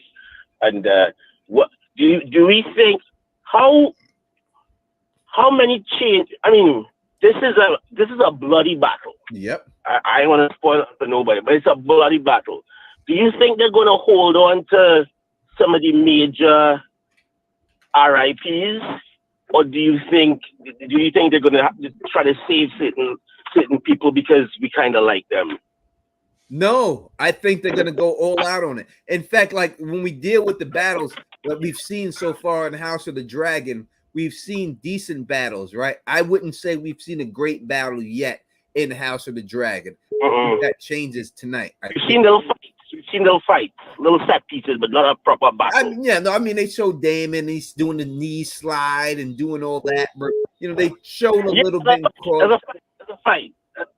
Yeah, it's a fight. That's not like a battle. Like you didn't see 2 armies going head to head, and the cavalry over there doing something, and the infantry over there something, and bomb, and artillery over there. We didn't see that yet. We haven't seen that yet. But then again, we never seen. You only saw that probably twice in Game of Thrones. Yeah, we never seen dragon on dragon battle done. We haven't seen dragon battle yet. Right? So we have not. We got it the first time. I mean, we had a little glimpse of dragon in GOT, but it was dark as fuck. So we ain't that able wasn't to see real. much. I don't consider. I don't count that. So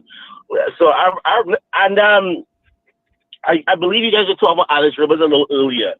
Alys Rivers and the possibility of her being Melisandre or her and surviving till this day. What do you? I'll probably leave on this note. All right. But have you guys spoken about her for tonight already? Yes, I've spoken about it tonight. Okay.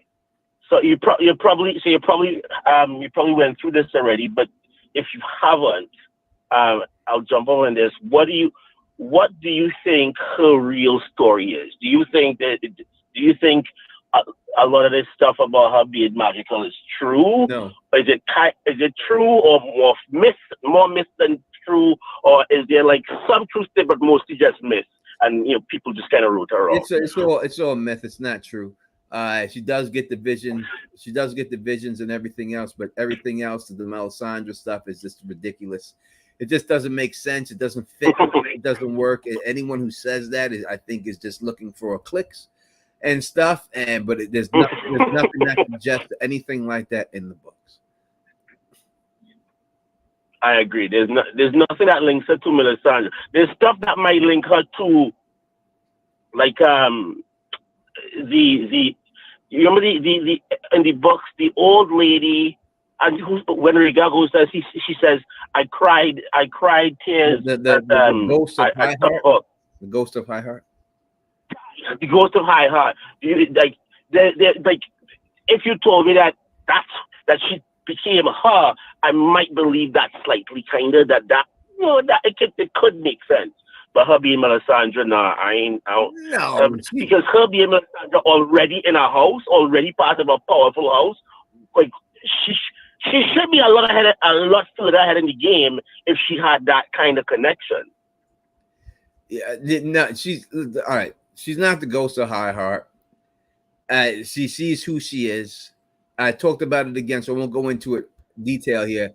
But the bottom line is this: there was a lord who was there, who had sex with a woman, who gave birth to a baby that he said is his bastard. This little baby grew up, and this is the girl that we're seeing. This is not someone, David Carradine, who ventured into the goddamn town and nobody knows who this person is. This is a person with a child, a baby, an infant. There's an infant to a toddler. There was probably an announcement. There was probably an announcement that such and such had a baby girl. Yeah, there was probably an announcement. She is not. I mean, and even though she's a bastard, she's a bastard of a major house. 100%. So when you have that lineage, there's no chance for her to be anything but that. She ain't no damn 400 years old. It's not 400 years. How is she 400? How is she 400 years old and get inside this woman's pussy to give birth? Did she just jump in there as an old woman who's climbed up in that motherfucker and then came back out a baby? I mean, a woman gave birth. A woman gave birth to a baby girl, and a baby girl grew into her. We didn't have the time for any kind of shenanigans to happen. I mean, we didn't have time to any of that shit happen. Yeah, no, you're correct. Like, it's funny to see some of these YouTubers how they clickbait, because like sometimes I see certain things and I be like, I remember seeing something along the lines of, this is why Aegon really conquered Westeros. And then I got the video, and all the video was the history and law 20-minute section of Aegon conquering Westeros. Like that's it. Like it was fully clear. You know who does that? Like fire. I didn't need fire and blood. I didn't need charm. It's so annoying. But all right, Tony, listen.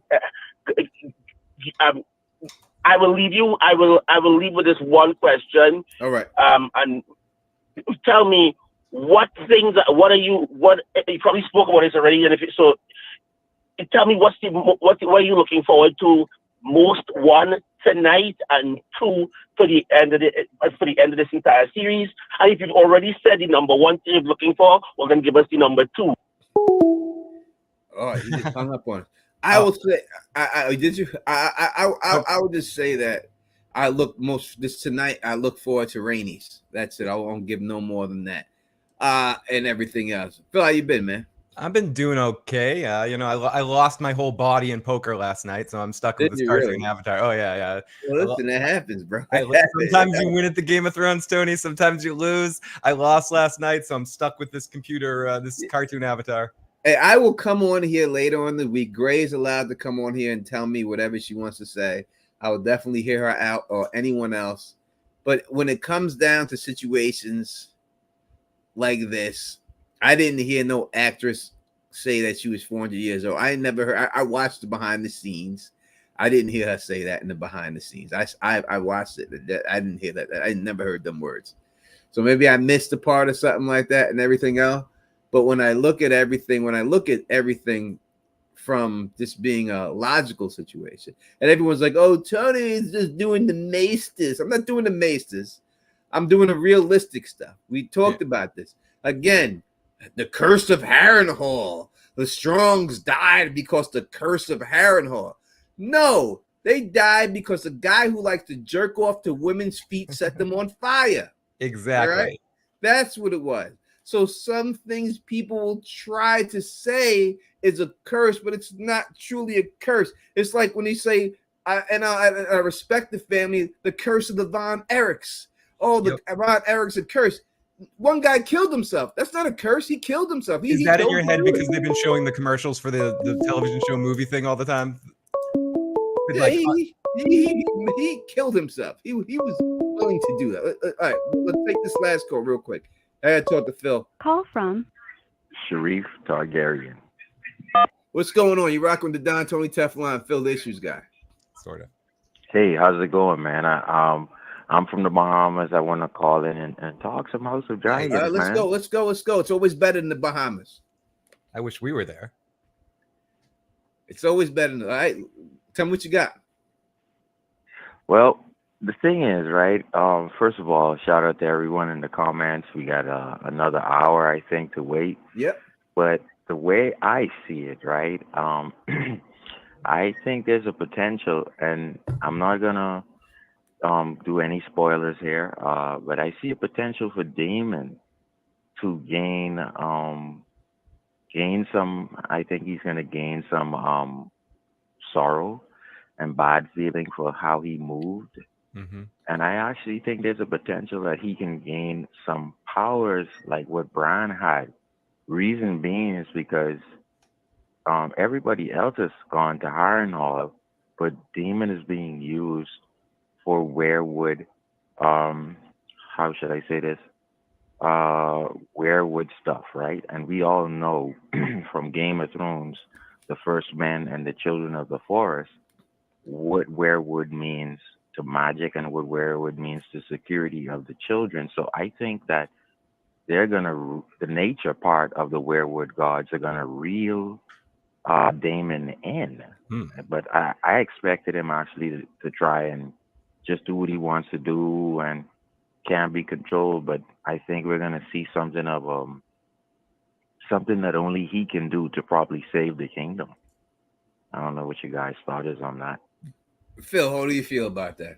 I mean, I think they're going to go definitely some real interesting places with Damon. I'm very excited to see where it's going. I like how you were talking a lot about him in his studio apartment, hanging out in there and doing that stuff. And I was talking about this a little bit in my after show about the visions that Damon's getting. From your standpoint, you think all of those are coming from the werewood net, coming from the children, right? Or three-eyed raven children stuff. So it's who is using Damon for. And what's that mean? So I think it is definitely going to be interesting to see that. I don't want to get into spoilers though, but I'm not going to explain. But they can use it a couple of different ways. So it all depends how they choose to go about it and everything else. But in the end, to me, I think it's clear to me. There's no reason for them to show these werewood trees or have these werewood trees on set. It doesn't decorate the set. The guys weren't on set and say, hey, we got a big ass empty space here. What should we put here? How about a werewood tree? No, they put them shits there for a reason. They were there. They were put there. George R. R. Martin, there's a reason why they're doing it. And they're there for a reason because it's this goddamn last green seer who is sending all these visions to all these people, who's orchestrating this whole situation. The whole Dance of Dragons, the death of these dragons. When it all comes down to it, I'm telling you, it was all orchestrated by the last green seer. What do you think about what Gray says here? Damon is a green seer. He comes before man. Blood Raven. Write it down, confirm it. And before I go, I just like to say, for me, right, I'm always a House Targaryen, Danny. And I have to go with House Blacks here. Okay. But I would say this. There are 4 wild dragons, and I see 4 dragon seeds so far. And reading the book, I'm one of those who read the book as well. Okay. Obviously, it's not playing out, but I do see a part where the Greens get dominated. But if infighting occurs, blacks can lose a lot of dragons and they can lose a lot of riders, right? So let's just see how it plays out. But for right now, I'm just gonna say I'm going with the blacks. Okay. But thank you guys. Listen, thank you for calling all the way from the Bahamas. I mean, shit, I'm living in the Bahamas. I don't know if I'm calling anyone. I'll just be outside every day. But you probably used to it. You come to New York for a couple of months, you won't get used to it. You'll be happy to go home. That's what's up, man. Go Knicks, by the way. That's right. Let's go Knicks. You're correct. You're correct on that. All right, brother. All right, brother. Have a good one. Yeah, I agree with you saying. I mean, I hear what Gray is saying. I would have to see this to prove it. I'm not. If Gray is saying that this is what she said, then I'm gonna take her at her word because I trust her and everything else and all that good stuff. Damon is a green seer. He comes before Blood Raven. Write it down. That's not true. I don't see that. I don't see it going. A green seer. What did they say in the green seer? I just have to interrupt this for 1 second, every Tony. million born is a green actual green seer. It's like 1 out of every million or something like that. So I get that off the screen. Sorry. I just figured that was appropriate since the Knicks came up. That is not appropriate. I think it's appropriate. Don't you think it's appropriate, Zebra? Yeah, I think it is. Yeah, we'll see next year. We'll see when my team is healthy next year. We'll see what happens. We dodged a bullet. I'll say that they would have been a tougher out than anyone else. Let's see when we're healthy. We'll see next year. All right, but I don't think he's that special, Damon. And I know everyone wants to think so. I just don't think he's that special. He's the best fighter. He's the best looking. He's also a green seer. I mean, anything this motherfucker. He's a carpenter. He's a baker. He's a candlestick maker. He does everything. This guy, David. He got too many cats. Dude, he's like Patrick Swayze in Dirty Dancing. He can just do everything right. You can't have all this shit. No one puts Rhaenyra in the corner on his watch. No, you can't. You can't be everything. You can't have it all, David. Can't have it all. You know what I mean? You can't have it. So I don't see him being that.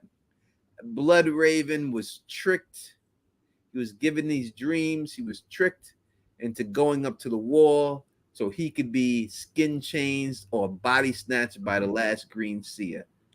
That's just what's going. That's what happened with him. And he's been doing it to a bunch of people, making people think they're special and then snatching their bodies and everything else. I'm not hating on him. I'm just saying the truth. Everyone got this guy. He's everything. You can't be everything. You know, you can't have it all. You can't have it all. You know what I mean? So that's the way I look at it. Phil, can you hold it down so I go to the bathroom? Absolutely. Let's take some comments right now.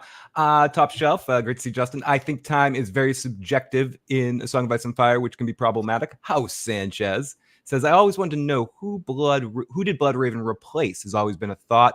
I'm not sure exactly about that because it's not as familiar, and I don't want to spoil anything that happens, but I do know we'll get a lot more Blood Raven when we get to the next series, Duncan Egg.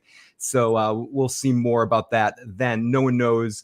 Do we see he's going to die? Let's keep going in the live chat right here. Khaleesi Clue says, to me, it seems as if the trees were sending Damon haunting visions to screw with his mind. It did seem like whatever he was getting was kind of messing with him, trying to influence him, manipulate him in some way, shape, or form. So we will see how that affects him moving forward and how his story moves forward from this point in time, the rest of this season. Let's keep going. And make sure you subscribe if you haven't already. You like this video, and make sure you also subscribe to Direwolf City and check them out tonight, as well as myself bouncing back and forth. I don't know who was a carpenter. If I was a carpenter and you were a douche. Oh, sorry. I thought I was doing Sopranos for a second there. Let's go. How many died tonight? I say 3. It's going to be interesting. What I do like about this episode, and Tony was talking about it earlier, I enjoy the types of episodes that kind of focus on one thing. I'm not sure if that's exactly because we're going to get. I haven't looked into too many spoilers for the night, but everything seems to imply that might be a Blackwater, a Battle of the Bastards kind of episode where it's just one huge thing throughout the episode. And if it is that, I look forward to that because I tend to really like episodes like that. We have a super chat donation from Hyper Nuts TV. Are we not going to talk about how Aemon was on that titty like a hungry infant? Sorry if I missed it. Tony did go on my way home. I'm in the car. He was talking a little bit about that earlier if you want to check it out. But yes, he was definitely nuzzling that. He was doing a little mummy worship at that moment. Yeah, and I said I think that I'll say it real quick. I don't want to bore everybody. You can go back and listen to the full detail. But I was saying that Aemon seems like a man who didn't receive love from his mother, and he uses this woman as a example of his mother, that to give him the love that his mother didn't actually give him, and that's what he really uses her for. My sister said it in the comment section that he reminds her of Homelander, is what she said, and I agree 100% that's the same situation. I'm at home. Now we'll keep going a little longer today since Phil got here. Okay. Little. Just a few because I still need to. I gotta get ready. Oh, it's Kelly. Press 1 to send a. What up, Cal? What's going on, Tony? Hey man, this Berman man from Alabama. I got two questions. Mm-hmm. Go ahead.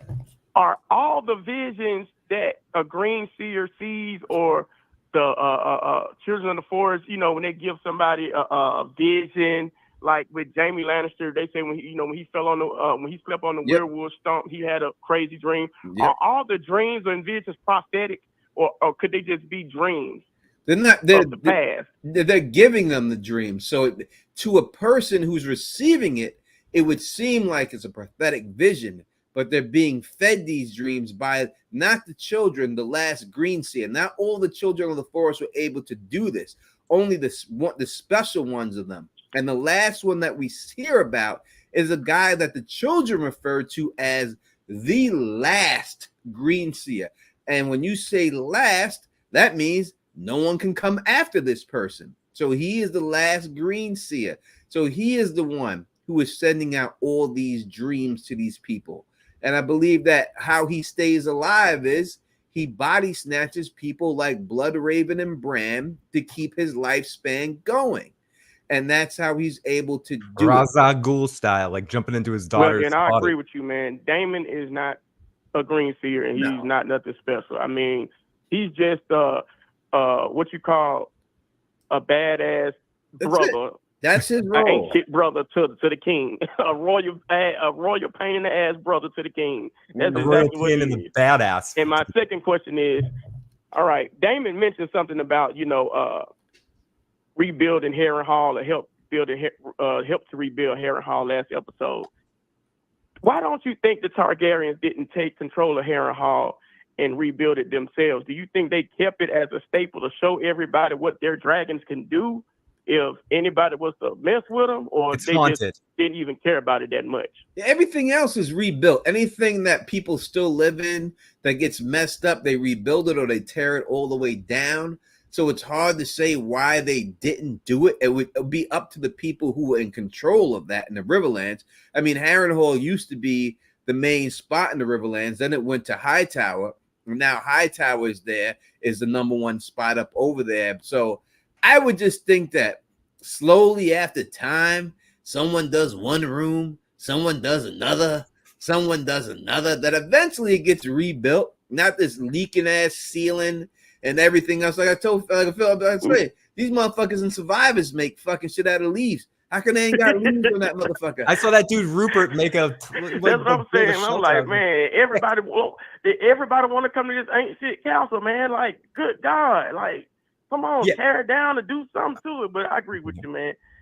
Somebody got to want to take interest in it and want to do something to it, man. When you live there, you got to be the, like, it's up to you. I know motherfuckers, if you go to a place and you even rent a place and you're renting for someone, you're looking around like, I got to change this wall color. I need to change this. Fuck the landlord if he says I can't paint the walls. I'm painting them anyway. You do shit. And maybe a little bit, but you do something. So I don't know how you could just keep living in this leaky ass and that after all these years. Yeah, man. I wouldn't even want to be the lord of that shit, man. If I can't fix it up, man, that's just me. I ain't finna sit in no damn council. That shit ain't worthy to be called a council. Yeah, I'm with you 100%. That would never happen. That shit need to be called the Harrenhal Inn. Damn a council. That shit ain't. That's a motel. You rent that shit by the hour. That's all you got. Hell yeah. All right, man. Appreciate it, man. All right, man.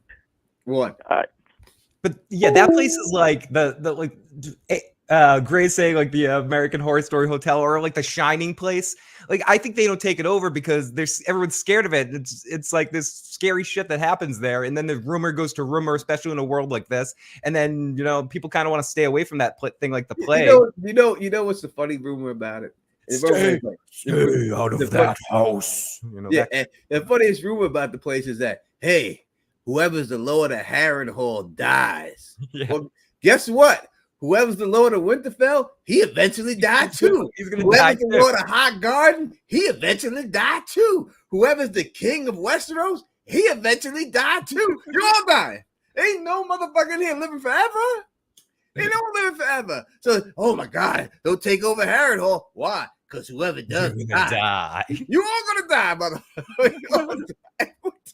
That's true. How that would scare Unless you're somebody? Blood Raven, unless you're the three-eyed Raven bouncing from soul to soul, that manages everyone else is dying in Westeros. Yeah. So I know it had great, and she's like they die in tragedy though. But we seen the tragedy. It was the club foot, the foot jerker offer, right? We see he was the tragedy. So it wasn't a tragedy. It is what it was. It was a club foot. It was a murder. It was a murder. It was straight up murder. Anyone can get gotten in a cast. I mean, murders are tragedies, but it's not tragedy in the sense of There's more tragedies in that damn King's Landing than there ever was in Harrenhal. More tragedies happened up in that motherfucker before it ever happened. As my sister's saying, whoever sit on the throne or a toilet is going to die. You're correct, sister dear. You are correct. Whoever sits on the throne or the toilet, eventually you're gonna die. But if somehow that throne pricks your ass, you sit wrong one time and you draw a little blood. Oh, it's rejected you. The throne is rejected. No, you did. I just sat wrong. Put a cushion on this motherfucker. All right, give me a goddamn blanket. Shit made out of swords. How you expect not to get cut in the shit that's made out of swords? I mean, how that gonna happen? I still don't know how the bro dudes hanging out there, Aegon and his bro dude friends were all getting drunk, hanging out on the throne, and how they weren't cutting themselves. They probably were. They were probably having fun, giving themselves, circumcisions or some shit on the Iron Throne. Who was that one king? The king was it Mago who found himself? Oh, he was on the throne. Yeah, he just died there, right? Impaled by the throne. We think the throne came to life like the trees like the trees did in the Lord of the Rings and just picked his ass up and sat him there? No, the Ents showed up. Yeah, to became an Ent. No, someone grabbed his ass, killed him, and stuck his ass there. That's what happened. That was no more than that. There's always reasons to all this stuff. People killed his ass and stuck him on the chair. And they said, "Oh my God, the chair." The chair killed him. The Iron Throne. It was his anger that killed him in the chair. They overthrown for his Caligula-like rule. Yeah, go take it. The chair couldn't take it anymore. The chair just couldn't take it. He was not worthy of the spot, Tony, and the chair just could not take it anymore. You know what I mean? And everything else. That's what it is. With the Scott of Greywater watch, what is he saying? Let me listen to my do right here. He says a smokescreen has a theory how the House of the Dragon Throne is going to become the Game of Thrones. It was GPT. Well, I'm assuming he meant the Game of Thrones, not like Chat GPT. So I'm assuming he means like the Game of Thrones. He said God. The God throne. That's really. I think we can see how it could happen. You just scrap the shit on the side. And I gotta check it out. I'm sure it's a good video from Smoke. I'll definitely check it out. Everybody, if you haven't seen it, take Scott's word for it. If he says it's a good video, I trust him on it. And Smoke always puts out quality content. But I don't think, we have to really, yeah, exactly. We have to really stretch how this could happen. Me personally, I just say see the shit on the side, knock it down. Yeah, knock it down. There you go. I imagine Serge Bronson Pinchot coming out. No, we don't need that. We don't need that. Get that out of there. Yeah, you just have Terry Decorator. Oh no! I don't mean to change the subject, but did you watch Beverly Hills Cop newest one yet? I've watched half of it. I gotta finish it. It's all right. It's not great, but it's all right. No, it's all right. It's definitely all right. It's better than part 3. It's better than part 3, and that's all I care about at this point. That's all you have to do is have Christopher Lloyd come in there and say, "No, it's not working for me. No. Nope. Curtains to the ceilings. All right, everybody, curtains to the ceilings. Let's get rid of those spikies. No more spiky. We can make it into a Game of Thrones reality show. That's what's going to happen. They're going to break the fourth wall, and they're going to do a Game of Thrones reality show. And Tony's going to come out and go, "You got to lose this and lose that and lose that." And it's that's how you're going to get on the show, Tony. That's how Tony is going to be on House of Dragons season 5. I ain't gonna act like that. For money and being on the show, you'd act. If I'm coming on the show, I'm coming to fuck these women. That's what I'm going on the show for. Right? You're joining the Clubfoot's crew, is what you're doing. I'm coming in there to show them that I don't need a big dragon to ride them. I'm hanging enough to the dragon. I don't need a big dragon. I can drive the smallest dragon. Yeah, I punched my clock late tonight, Jake. I punched my clock late. I'm still gonna be all right. That's just what it's gonna be. Oh, you're like, I'll be Alicent's fluffer personally. That's what I'll do. There you go. There's nothing wrong with that. That's a good job, right? But that's what you'll do. That's the part Tony's auditioning for. I could fluff for Alicent. I got it. You got it. It's a tough job, but you'll figure it out. I'll take care of her, believe me. It's a tough job, but you guys will figure it out. I'll take care of it. Joe Hack says, "Are you guys giving it? Giving what? We're giving it all. Everything. Oh, episode 4. Oh, okay. No. It'll be on in about 20 minutes. Yeah, no. I'm not. This is just the pregame. It says pre. I'm not trying. No. I'm not getting banned from YouTube. They're not getting me off here. I'm taking this money. I ain't trying to do that. I'm trying to hit 100,000, man. Jesus Christ! Before I leave this fucking platform, it's happening. We're doing it, Tony. Bury me with that fucking platform. We're getting close. We're getting close. We'll do it. Yeah, Fred Hampton is my hero. Said, "I got trees. I got drink. I'm ready." That's what I'm talking about. That's minus the drink. I'm hungover today. All right, yeah. Well, you lost a lot of money. I did. But it was fun losing it. No, it wasn't. It was fun winning it, and then I should have walked away when I was up. But whatever. We don't have to talk about that at the end of the show, Tony. All right. I don't want people thinking I'm over here discriminating against people who like feet. I'm not. I'm just playing around. Pause. With club foot on that. Anyone. I'm just having fun. We don't go all crazy about it. I won't get no. We're talking about characters, not humans. People, foot activists in my comment section. I got to interrupt this with some humor here. Jackie C, when you said like and sub, because of the nature of the conversation, I said I thought you meant a different kind of sub. People, I don't want no foot activists. I thought you were talking about another job for in my comment section. All of a sudden, coming all there, saying, "You don't want another video on YouTube to be like Tony's doesn't see me in my foot addiction." Like Tony's anti-foot. All right, he's anti-foot. Fucking Tony is the anti-foot man. I ain't trying to fuck with you. I'll do what you got to do. I'll do it. Have at it. We'll take. This should be the last call. Okay, I got. Call from Valerian the Black Dread. To accept, press 1. What's going on? Okay. But this is the last time I'm calling in. But I just wanted to respond to something that the last caller or the call before that had said. Or why doesn't somebody fix up Harrenhal? Well, the one reason is because Aegon really wanted it to stand there as a symbol of Targaryen might. Yeah, but he's been there. He's been there. You're correct. So I'm going right. So that's why Aegon didn't fix it. Then there was a little bit. Then there were a couple wars. But then when it got to, I can't remember who was. I think it was Lord Went. But when it got to a particular family, they started to fix it up. But it bankrupted them because the place is so fucking huge that anybody you gotta know your right. Like, listen, let me put like this. This is what they say in the story. This is not how they explain it. No, before you do, let me put it like this real quick. It bankrupted them. What are you talking? Listen, if I'm going to do a household, if you're gonna do a household, KP, you're gonna do a household, I'm gonna say, you know what? I'm gonna do my kitchen. let me take care of my kitchen right here, right? I'm not gonna say, hey, let me do the kitchen and the bathroom and the bedrooms, put shingles outside, change the roof.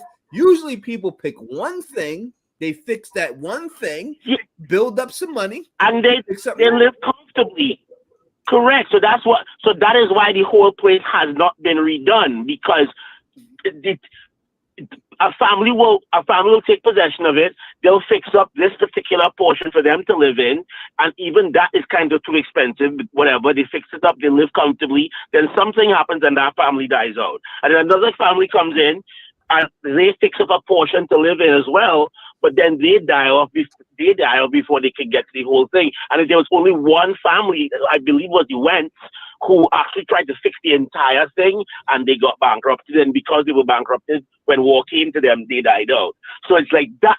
That is the real curse of Harrenhal. That's the point I'm trying to make. The curse of Harrenhal is not to do with like ghosts or nothing. It's the like economic cost of this man's hubris that was so large that it continues to bankrupt even the very wealthy of today's time. You could tell me if you disagree, but to me, when people talk about the curse of Harrenhal, and they mean like ghosts and shit, but I think when George is talking about it, he's referring to the fact that this guy's hubris was so fucking big that not only did it kill him, but it bankrupted several very wealthy families that came in and tried to do what he was doing. That is how fucked up his hubris and how large his ego was. Do you agree with that, though? I don't. This is brickwork. This is rocks they're building this shit with. No, they ain't got marble tables in that motherfucker. This is stone, motherfucker. This is stone. This is stone. You know why you're saying that, Tony? Tony, have you been to like Scotland and seen like seen like the Aberdeen Castle, like seen a? I don't know if they're seen the camp. No, I haven't. So let me tell you one thing about a castle that will freak you out. How fucking big it is. Like proper castles. Like take for example Buckingham Palace, which is not really even a proper castle. Buckingham Palace, the front side of Buckingham Palace that the wall runs along is 2 miles. It's 2 miles long. Okay. Right. Or a mile and a half. All right.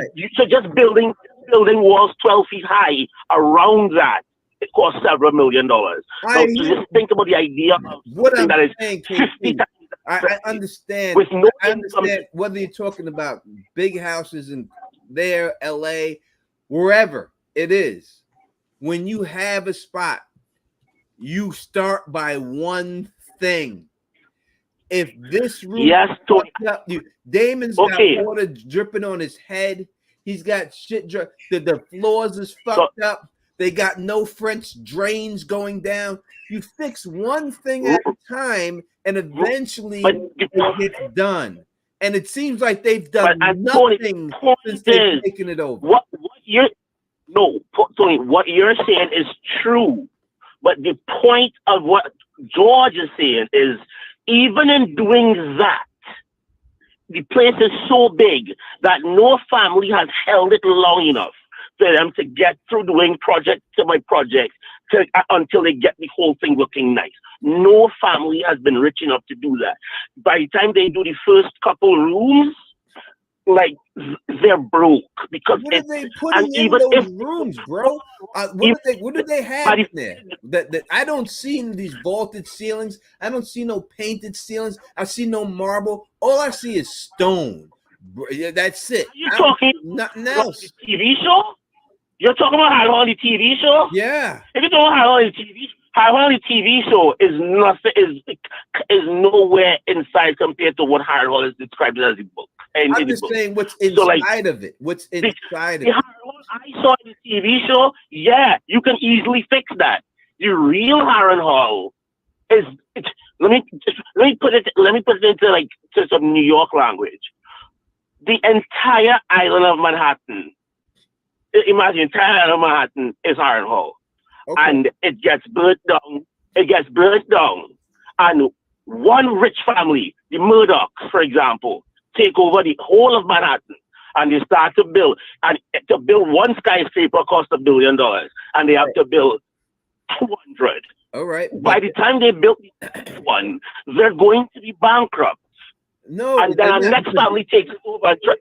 You build the one, you die. Someone else. I don't think Harrenhal is the biggest Manhattan, number one. I think that's no, it's not.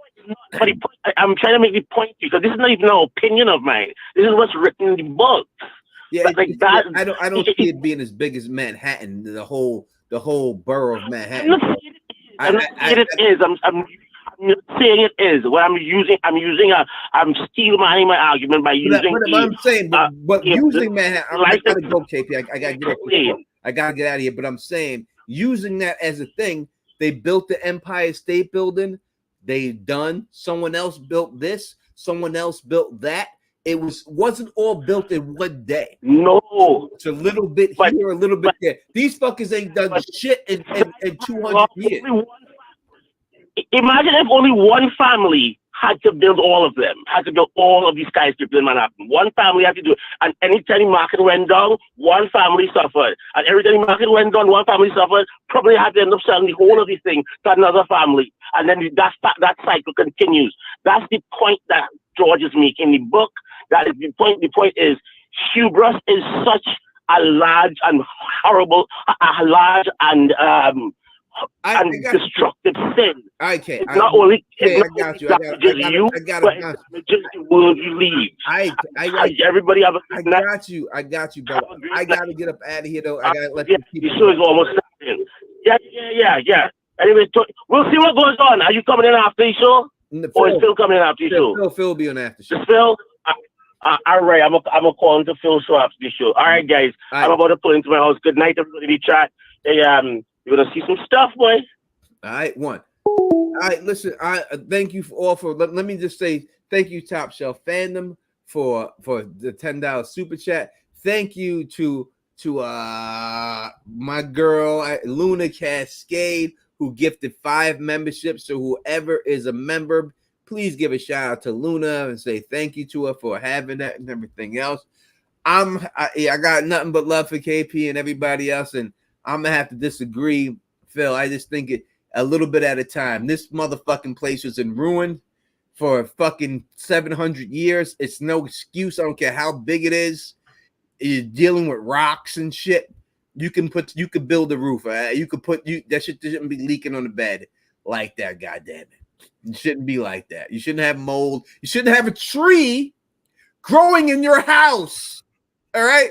If there's a tree that is growing inside of your house, you're not doing everything you could. You seen the tree when it was a little ass root, you let it go. You seen the tree when the root got a little bigger, you let it go. And now the motherfucker is big as the wall. That's on you. You could have took that shit out of there. All right, so I gotta go with that. Everybody, Phil Issues Guy, after show, check out his channel. He'll be there live doing his thing. Bop over to the Direwolf City. After that, go check them out. What up to Girl Nettles? I seen you came in here late. Let me give a shout out to you and stuff like that. Thank you for everybody for joining us. I'm gonna be back early this week. I'm gonna see if Gray is available, and we're gonna talk about this whole Alys situation. All right, we gonna see if we can get into that situation and everything else. All right, I'll be back early this week. And again, I have an announcement next Sunday. Hopefully something will be I'll have a big announcement for you. All right, on next Sunday. Let's hope so. I'll have that announcement for you. Let you all know that. So if you like the way you do this, please, Phil, anything before I end this you got to say, brother?